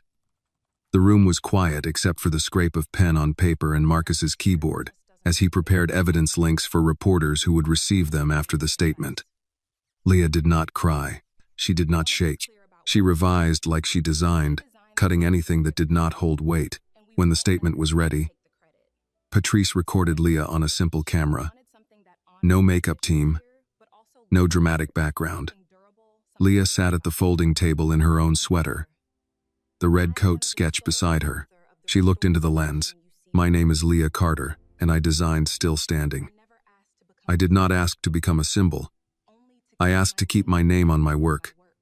What happened to me is not only about one collection or one executive. It is about what happens when talented workers are told to be grateful for being used, then punished when they ask to be seen. I will not discuss my medical condition for public entertainment. I will not let anyone turn my sister's courage into a lie about greed. The evidence is being reviewed. The people harmed deserve credit, pay, and protection. The work deserves truth. She paused, and Annie thought she was done. Then Leah looked down at the red coat sketch and back up again. Still, standing was never about being unbreakable. It was about what remains after people try to erase you. I remain. So do the others. Patrice stopped recording. For a moment, nobody moved. Then Evelyn wiped one eye with the heel of her hand. Well, that'll do. The video was posted at 3. By evening, the article about Margaret had been buried under responses from employees, designers, editors, and ordinary women who had no connection to fashion but knew exactly what it meant to do work someone else claimed. Mia posted her name. Denise posted hers. Tomas, Harriet, Priya, Jordan. One after another, the quiet became public. At 9:37 p.m., Victor sent Leah a message. No pressure to answer tonight. The board has approved the revised credit audit. Margaret's counsel requested settlement discussions. Your statement changed the room. Leah read it twice, then handed the phone to Annie. Annie smiled. You changed the room. Leah shook her head and looked at the growing list of names on Annie's notebook. No, she said. We opened the door. No, Leah said. We opened the door. The door did not stay open by itself. That was what Annie learned in the weeks that followed. Truth could break a lock. But keeping the room open took work. It took lawyers reading old contracts line by line. It took Marcus pulling records from systems nobody had checked in years. It took employees finding courage in pieces, one document, one email, one witness statement at a time. It took Leah waking some mornings too tired to speak, and still answering when Patrice called because another name had been found in Margaret's files. Velora House changed slowly, and not everyone wanted it changed. Some executives avoided Leah's name in meetings. Some editors praised her in public but privately asked whether the scandal made the clothes more marketable. A few buyers returned only after Victor made it clear. Still Standing would not be sold as a tragedy. Collection. It is not a tragedy collection, Leah said during one tense call. A buyer answered, Of course. I only meant the story gives it emotional depth. Leah looked at Annie across the kitchen table and muted the phone. If one more person calls theft depth, I'm going to scream.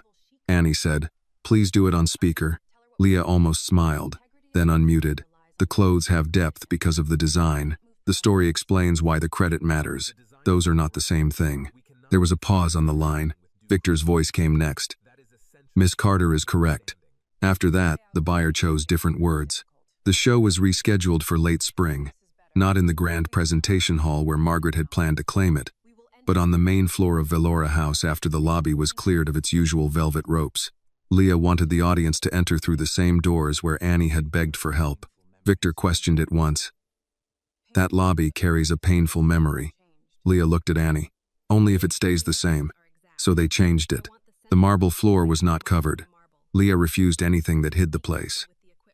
Instead, a simple runway was built through the center of the lobby, low enough that the models did not tower over the audience. Chairs were arranged on both sides, but the first row was not reserved for buyers or board members. Leah placed employees there. Assistants, pattern makers, sample workers, custodians, interns, security guards, people whose badges had opened service doors but rarely front ones. When Elaine saw the seating chart, she sighed. Some buyers will complain. Leah said, They can stand. Evelyn, who had been appointed to the new Worker Review Council despite complaining about committee foolishness, tapped the chart with one finger. Put the older pattern ladies near the aisle. Their knees aren't for squeezing past rich people. Leah made the change. Annie became Leah's shadow during fittings, not because Leah needed guarding every second, but because Annie knew how to remember. She remembered which model moved carefully in the black dress because the hem pulled at the left knee, She remembered that Mia's jacket needed her name on the internal credit sheet. She remembered Denise's pattern correction on the third look, Tomas's sleeve structure, Harriet's color revisions, Caleb's sample notes. Every name went into the show record before any garment touched the runway. One afternoon, Leah found Annie at the end of a work table, checking a list with a pencil behind her ear. "You know you don't work here," Leah said. Annie did not look up. Neither did half the people who built this collection, apparently.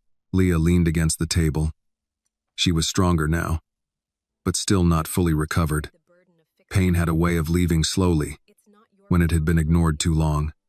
"I mean it. You don't have to carry this." Annie looked at her then. "I'm not carrying it. I'm labeling it correctly." Leah laughed, and the sound moved through Studio C with such unexpected ease that two interns looked up and smiled. On the morning of the show, rain fell over New York in thin gray sheets. Annie woke before her alarm and found Leah already dressed, sitting at the kitchen table with their mother's red coat in front of her.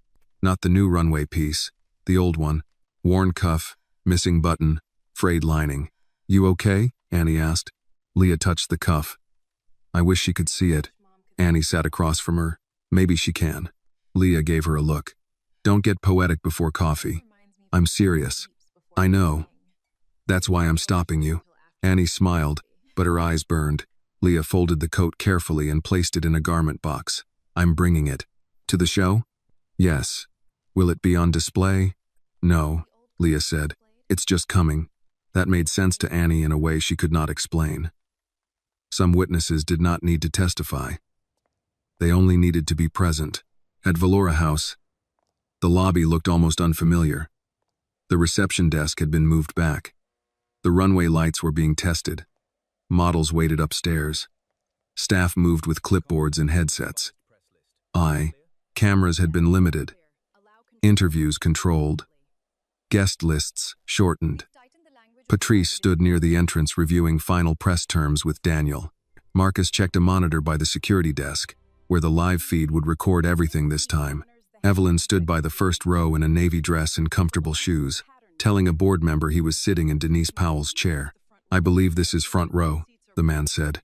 "I believe you can read the name card," Evelyn answered. He moved. Annie saw Victor near the center of the lobby, speaking to Elaine. He wore a dark suit and the silver watch. When he saw Leah, he stopped mid-sentence. The room did too, not all at once, but in small waves. Leah walked through the lobby doors carrying the garment box herself. Annie walked beside her. Nobody rushed them. Nobody blocked them. Nobody asked for a badge. At the spot near the elevators where Annie had first cried for help, Leah paused. Annie knew exactly where they were. Leah did too.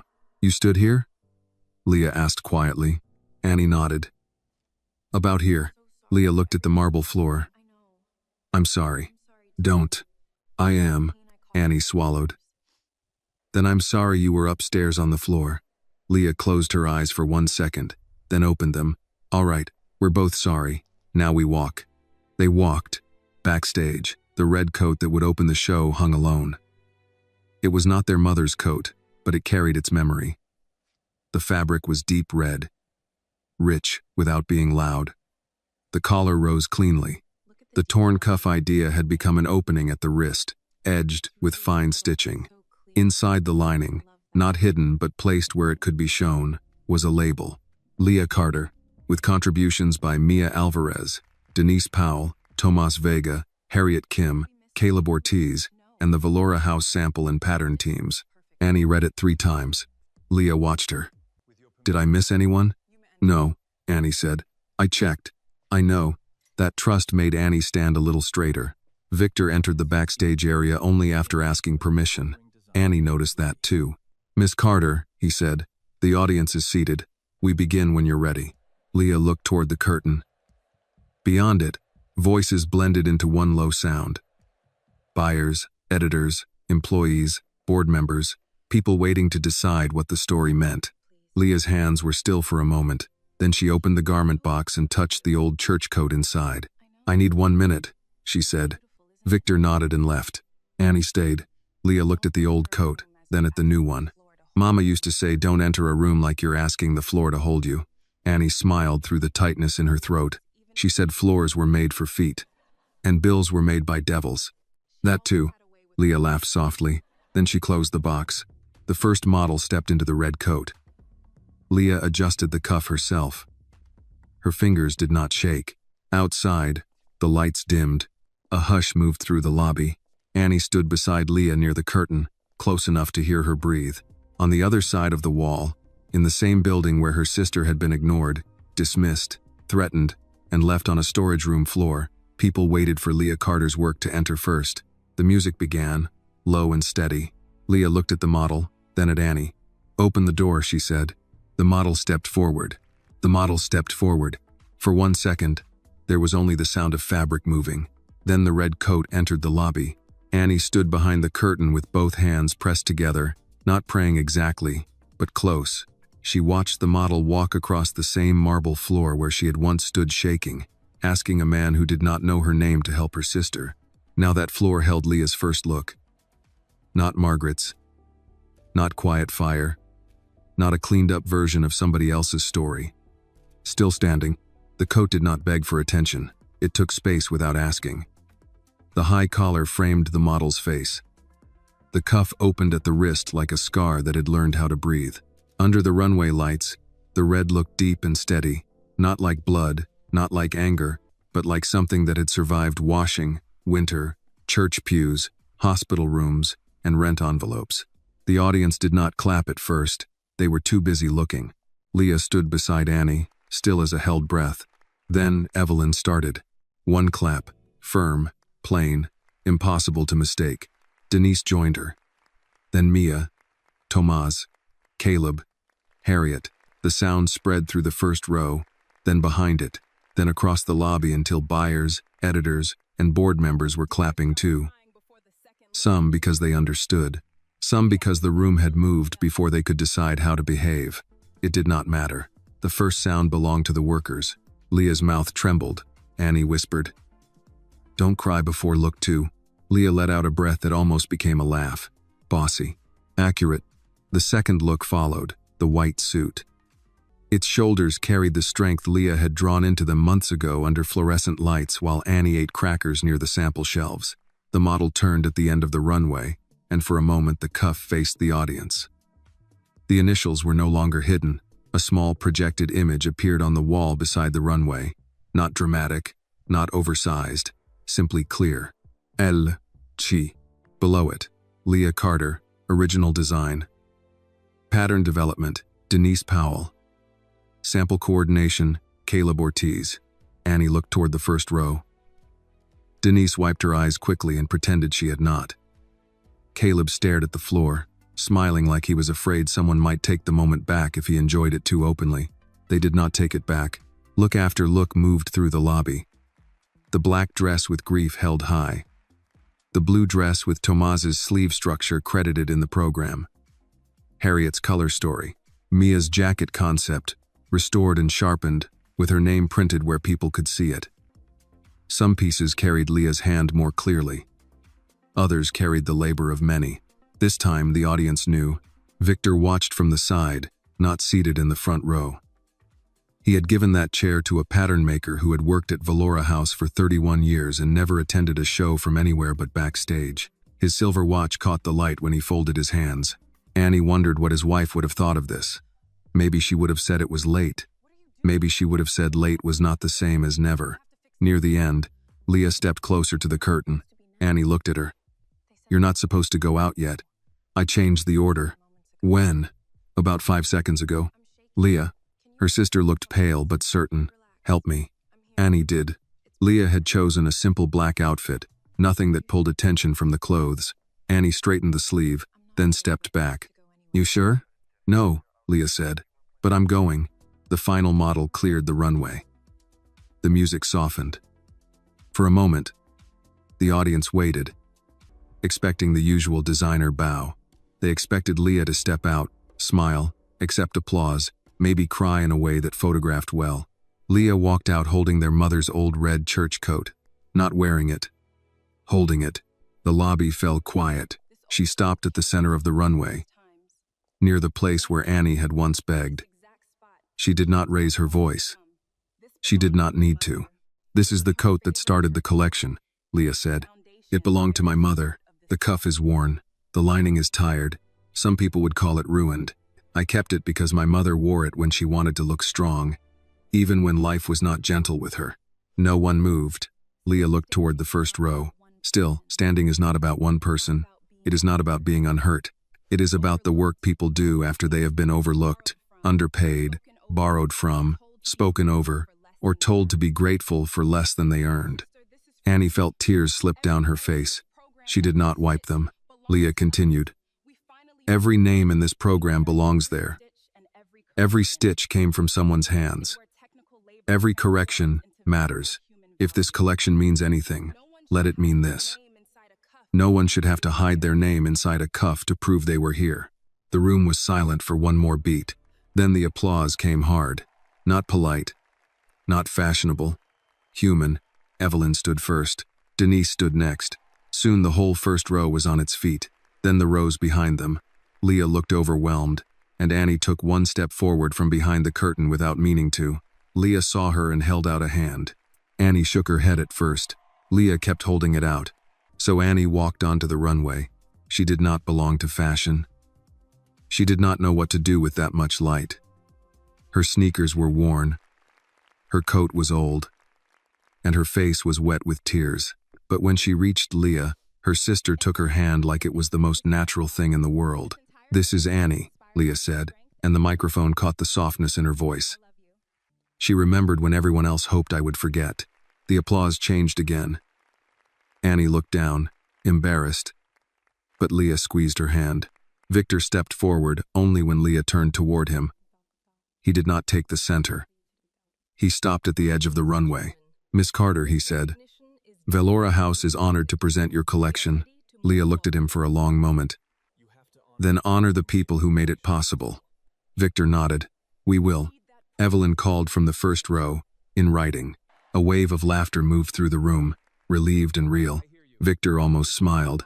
"In writing, Mrs. Brooks." Months later, people would write about that show. Some would call it historic. Some would call it a reckoning. Some would still try to make it neater than it was. They would mention the scandal, the audit, the settlement Margaret Sloan eventually signed without admitting what everyone had seen. They would mention the credit council, the back pay, the changed complaint system, the scholarship fund renamed not after Victor, but after the workers who had built the house from the lower floors up. But Annie would remember other things. Leah sitting at the kitchen table the night after the show, eating cold noodles from a takeout box because she was too tired to celebrate properly. Evelyn complaining that fame had not improved hospital coffee or rich people's manners. Victor sending a handwritten note with no speech in it, only 3 words, "I am listening." And Leah, 3 weeks later, standing in Studio C as lead designer, not protected by kindness but by contract, credit, and the eyes of people who no longer looked away. Annie went back to school. She still carried the old canvas bag. Though Leah bought her a new one she refused to use until the strap finally broke. Sometimes people recognized her from the video or the show and called her brave.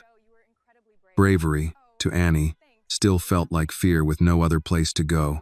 One evening, she met Leah outside Velora House after class. The lobby doors opened, and employees came out in small groups. Mia waved. Caleb nodded. Denise shouted that Annie looked too skinny and needed dinner. Evelyn came last, pushing her cleaning cart toward the service hall, then stopping to point at the polished marble. "You see that floor?" Evelyn said. Annie smiled. "Yes, ma'am. It shines different when people stop kneeling on it." Leah laughed softly. Annie looked across the lobby to the spot where it had all begun. She could still see herself there, trembling, unheard, almost turned away. Then she looked at Leah beside her, alive, credited, tired, stubborn, still standing.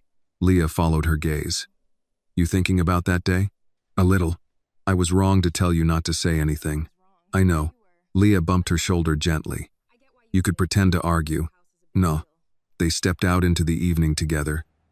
New York moved around them, loud and impatient. But Annie did not feel swallowed by it. For once, the city seemed less like a wall and more like a road. At the corner, Leah took Annie's hand the way she had when they were children crossing busy streets. Annie looked at her, You don't have to do that anymore.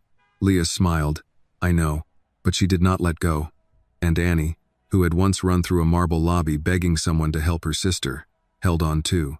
The lesson of this story is that truth may be quiet for a long time, but it does not disappear.